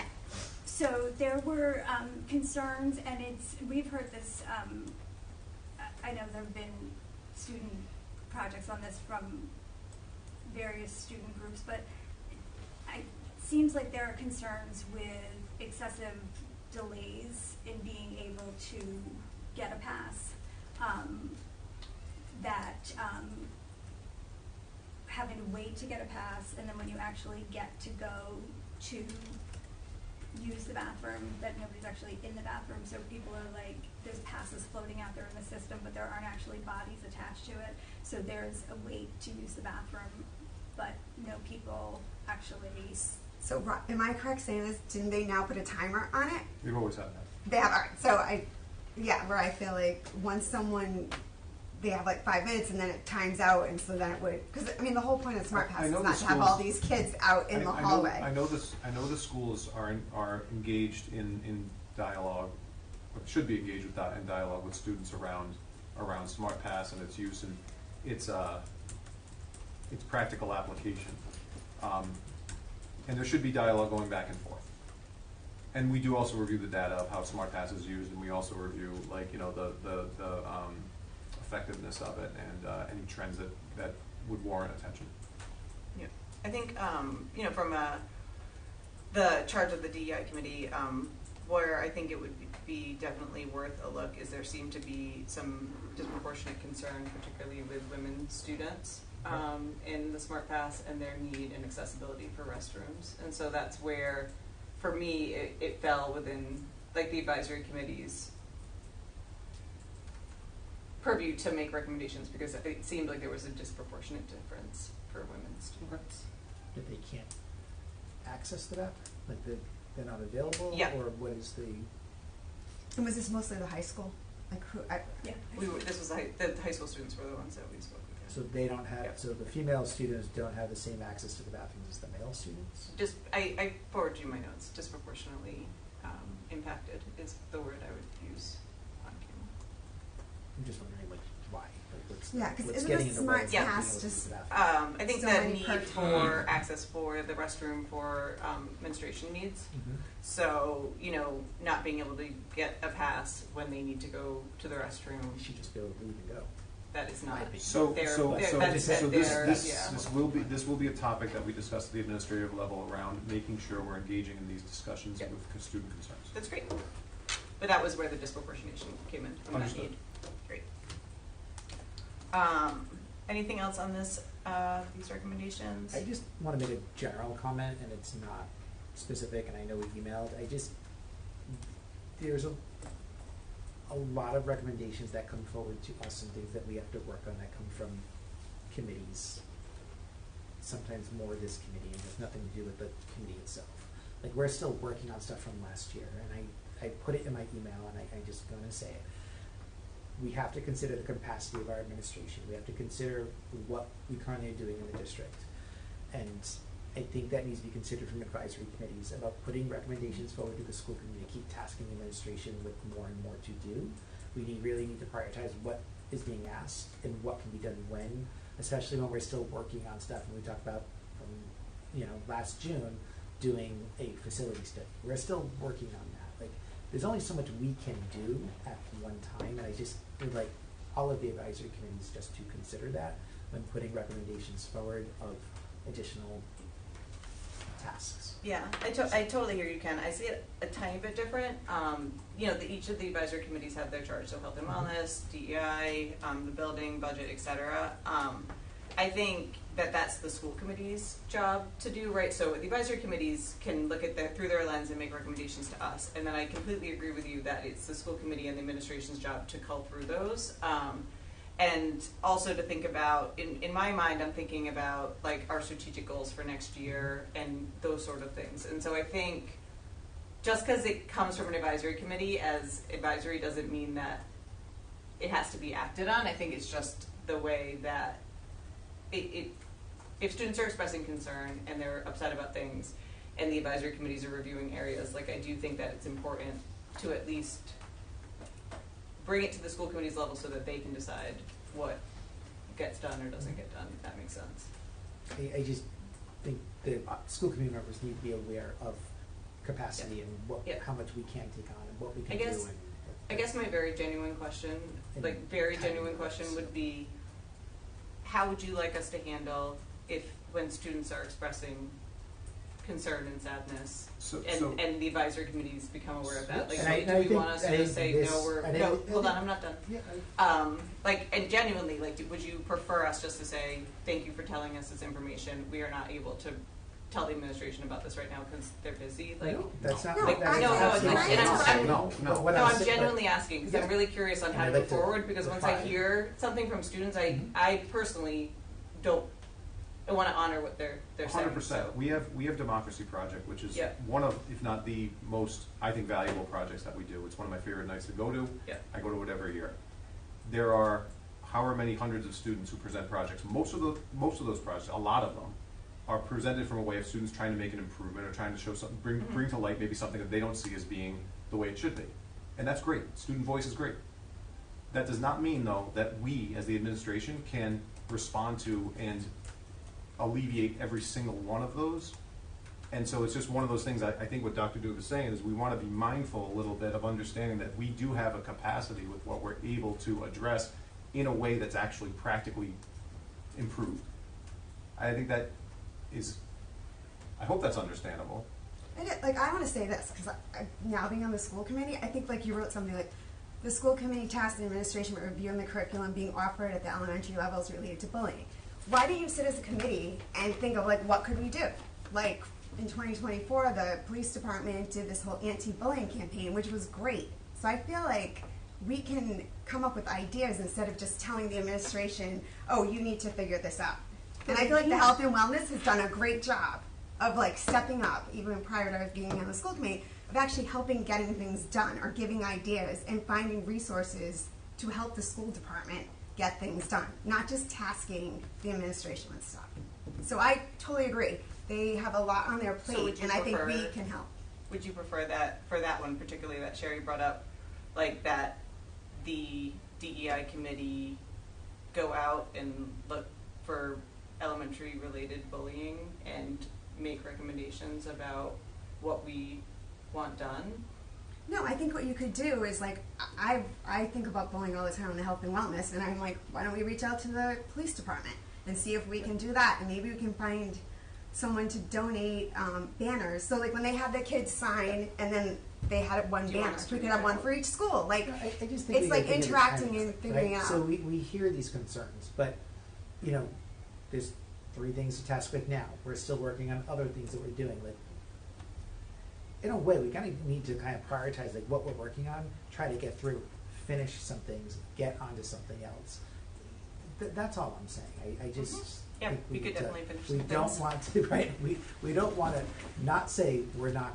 We hear a concern and not looking and not look into it. But I think we need to look at how many different reviews are we doing at one time? How many different tasks do we have at one time? How do we take it and prioritize what needs to happen when, and when are we going to get it done?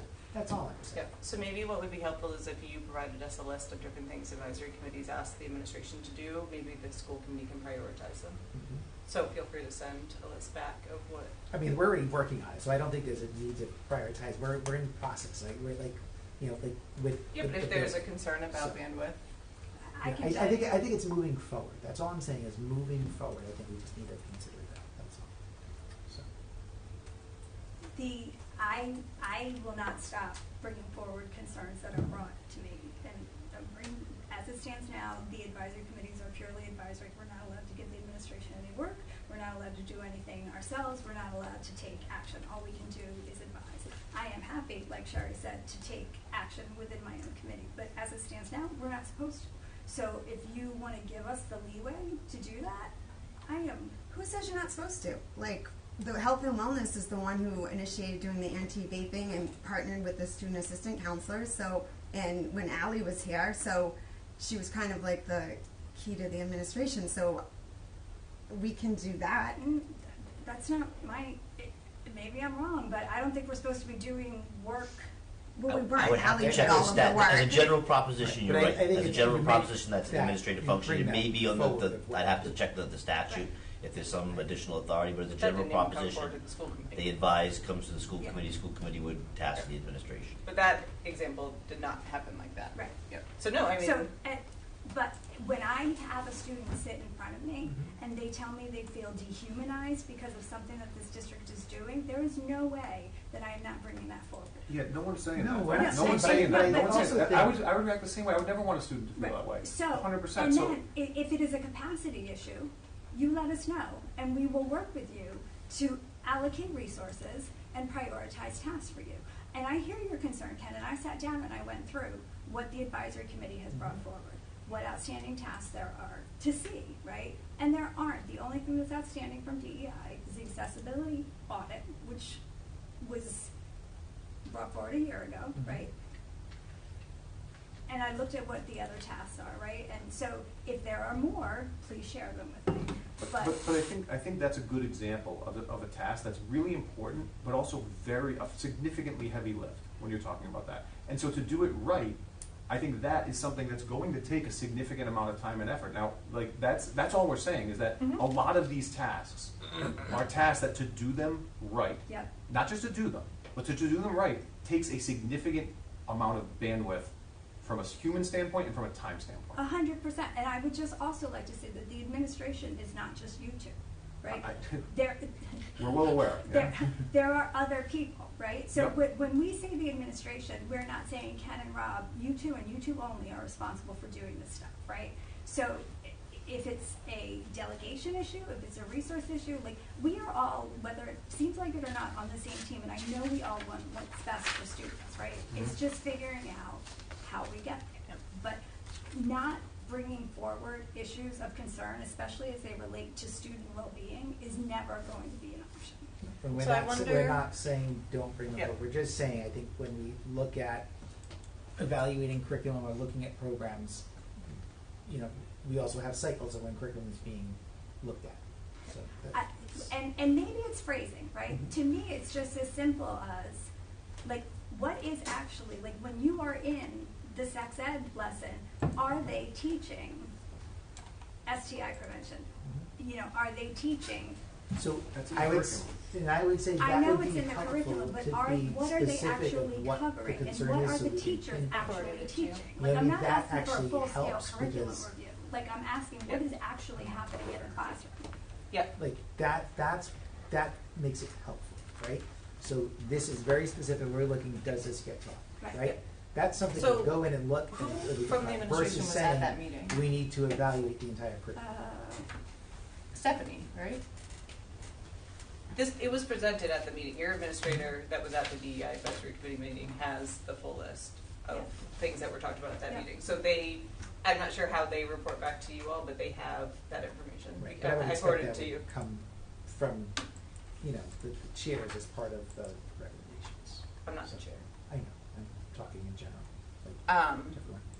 So I think what is interesting though in this conversation is we obviously have opportunity when we're working on the strategic plan for next year. And so this came forward from this advisory committee. I would, if other advisory committees have recommendations of things, I think that would be a helpful use of their time is to put those forward.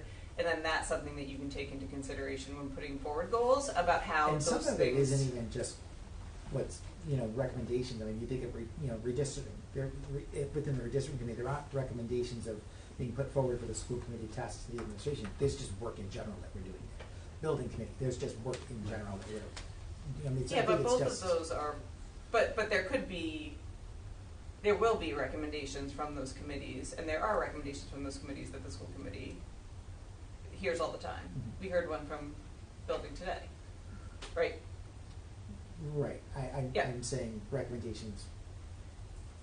This there is aren't work too. necessarily. Like this is like I get that those are more structured and right. I'm but just like, saying when you say, well, what else have they been tasked you with? It's not that some of the committees have tasked us with specific things. It's just the work of the committee itself, right? Yeah. It takes a lot of what our days look like and the work that we're doing. And I think it's we just need to consider all of that. And I think when what Jen is saying, it's very specific stuff in the curriculum. That would be helpful to come forward with this, because then that pretty easy for us to go through and look at, versus it just being a review of the curriculum. Yep. Sorry. In our eyes, as people that do curriculum, a review of a curriculum is not something that takes a while. Yeah. Right. So I forwarded but if it's the something notes. very specific of like, hey, is this taught? We can. It's a lot easier to kind of look at and go through. Yeah. All right. So for this specific one, I forwarded you the notes that were presented at the advisory committee meeting, and then. Is there any other questions from the committee regarding the document on the agenda? Or any action? So it sounds like GSA, you all will look into the barrier for that. It sounded like there was some charity for helping for the specific part for the health curriculum. Like we should probably make a recommendation if the committee wants to have the Health and Wellness Committee take a look at the specific concerns. Yeah, is that what we want to do? That seemed like the normal path, right? So we would need a motion for that. For the Smart Pass, it looked like Mr. Basnati, you're in review of that, and I forwarded you the direct notes so you can take a look at what the specific concerns from students were. And for the curriculum, I do think I'd like to put on in the future I've been hearing bullying in a variety of different arenas, and I heard Sherry also say that that's a concern of the Health and Wellness Committee, so I do think it might be worth putting on as a separate agenda item to discuss kind of at a more macro level about what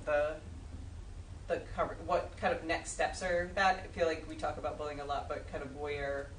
But I will say this, like I was at a conference today that was put on through C3 Wellness, and I feel like we're addressing bullying a lot through SEL, but we're not realizing, like it's not like educating on just like bullying, but it's almost like teaching, especially like middle school kids, teaching them how to deal with each other, where they might be saying things to each other that isn't nice, but they don't really realize that when you do that, they're learning how to communicate. So but I what are think we the looking SEL to- that we're doing is actually doing that, but we're not like labeling it. Right, you're not labeling Bullying, teaching about bullying. and I You're realized labeling that how you today. get along, interaction, Yeah, so knowing all the different domains of social emotional learning and how to interact with people, how to conflict resolution, all that is part of that. yeah, and I think When it's, did they they don't get come that? across. And I think another thing that I will say with Do they get that?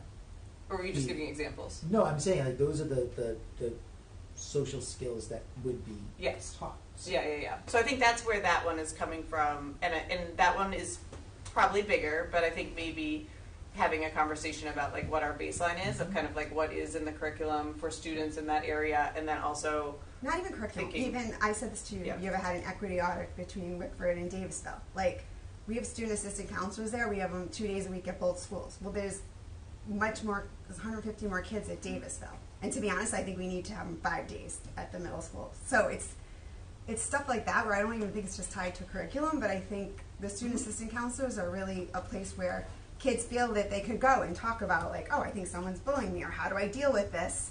What do we want to learn more about specifically? Yeah, that's what I mean. Like, I think it's not just bullying. You know what I mean? I think you guys are also doing stuff that we don't realize you're doing. But that's You know what kind I of mean? like That's why I was suggesting maybe it be a separate and different agenda item, and that we can walk like Okay. you all can put I together would- something. that's fine. It I doesn't would have just- to be like instant, but Okay. I'm just, that's fine, as long as, I just want clarity on like what the agenda item, what we'd be looking to actually like present, learn more about, discuss. Yeah, data, I would et cetera. say review of, like, I was actually going to have you do it at the Health and Okay. Wellness, to be honest, maybe like in June or the next one, because we have to have the director of curriculum or whoever's doing curriculum come, and I thought that'd be one good thing, and then maybe after Yep, that we I can have- bring it to I the have it school on my committee. calendar. Yep. Just because it's mandated that you present Yep, stuff like yep. that to us. alright, so the recommendation from the DI committee was to review the curriculum, particularly being offered at the elementary levels. And I think they're using curriculum slightly maybe different than you would use curriculum. I think it's what do students get, whether it's in an official curriculum or just in a, Like you said, like as part of the SEL. Like, like whatever it is. And so I think that is what the ask is at current. I don't think there's an ask to change it at this current, or I think, but it was more just to understand more about what students are getting, especially at those younger years, as those foundational pieces to build to Right. middle school and the high school. Because the conversation was more like kids at the middle school are like reporting like, you know, consistent pervasive harassment and bullying, and same at the high school, right? And so how do we catch it down here before it hits the middle and the high school level, right? Like, so what is or is not being taught at the elementary level that could or should maybe be strengthened, you know, improved or whatever, that might lessen some of the issues as they get through middle and high school. That was the conversation that took place. And having cell phones on all day might also help with that. It's true. Like I think And you if know the kids hide behind SEL their phones. component is new, maybe it just hasn't caught up yet, you know what I mean? But just having those conversations, because no matter what circle you're in, the word bullying comes up. No, whether that's the strict definition of it or not, but that is a common theme amongst all circles. And then the last bullet is about the, particularly, that one's similarly connected to the health curriculum, so I would imagine that one should go together with the second bullet, because it wasn't just about the curriculum, but how the curriculum was being delivered. And so those two. This one wasn't just health related, beginning with the health It did curriculum. say that at the beginning, though. Yeah. Yeah. Because the curriculum might be there and they're just not delivering it. How maybe kids Perhaps. are not kids are not taking it how it's being presented. Yep. Okay, so I will make a motion to ask the Health and Wellness Committee to review the health curriculum specifically as it relates to health and safety of queer students. Or is it to send it to? Didn't you say, Andrew, it would be sent it to the administration if they thought we needed to review it? No. They would- The school No, committee, we school just- committee would Okay. school committee Yeah. would recommend it to you Alright. guys, then Yeah. you guys would take a look Yeah, at and then it. it would come back up. Yeah. So I have a motion and a second for the discussion. Did the clarifying question about process. Any other discussion? Time frame. Do we like? I imagine they only have one meeting probably left. Do you meet in the summer, Sherry? No. We already have a lot on. We have 2 more meetings, but we have a lot on the agendas that we need to get done for the next meeting and some other stuff. So it wouldn't be till next year. Okay, further discussion? Okay, hearing no discussion, all in favor, please say aye. Aye. Okay, any nays? Nay. Okay. Moving on to, any other motions under this one?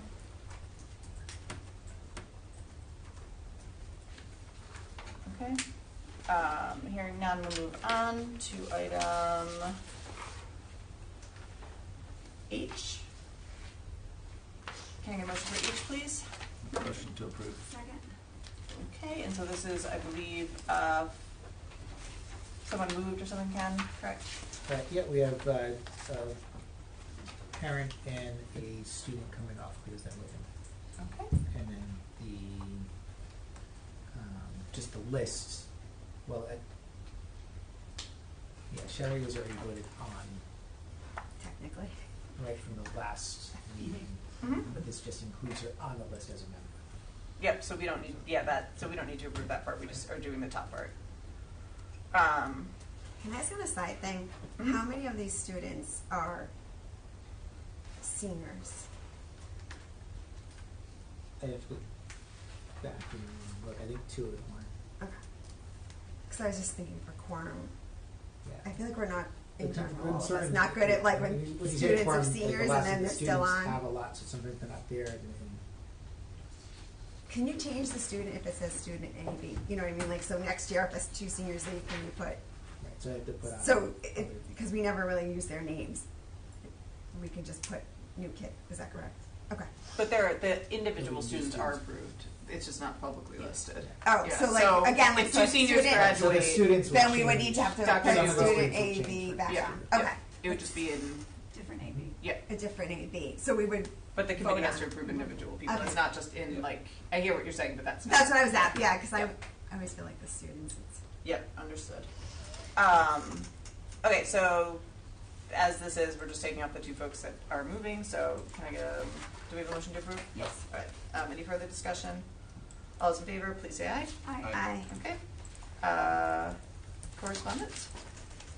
April 7th, Robert Jones, agenda item playground. April 10th, Matt McCoy, 41026, RIGA, House Bill 8431, Finkelman introduced. 412, Pam Panero, missing emails on website. 415, Ralph Mallo's letter of objection. 416, Kate Glass, Liberty Tree Planning. 416, Stephen King, Quonset Business Park, QSS Biosolids LLC project. 417, Matt McCoy. 41626, Rhode Island House of Representatives, House OK's creation of commission to study sludge disposal.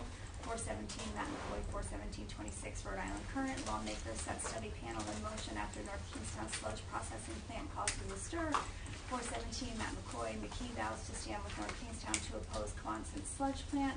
420, Matt McCoy, introduction of Senate Bill number 3224. 421, Kent Dresser, bus from Monsignor Clark again.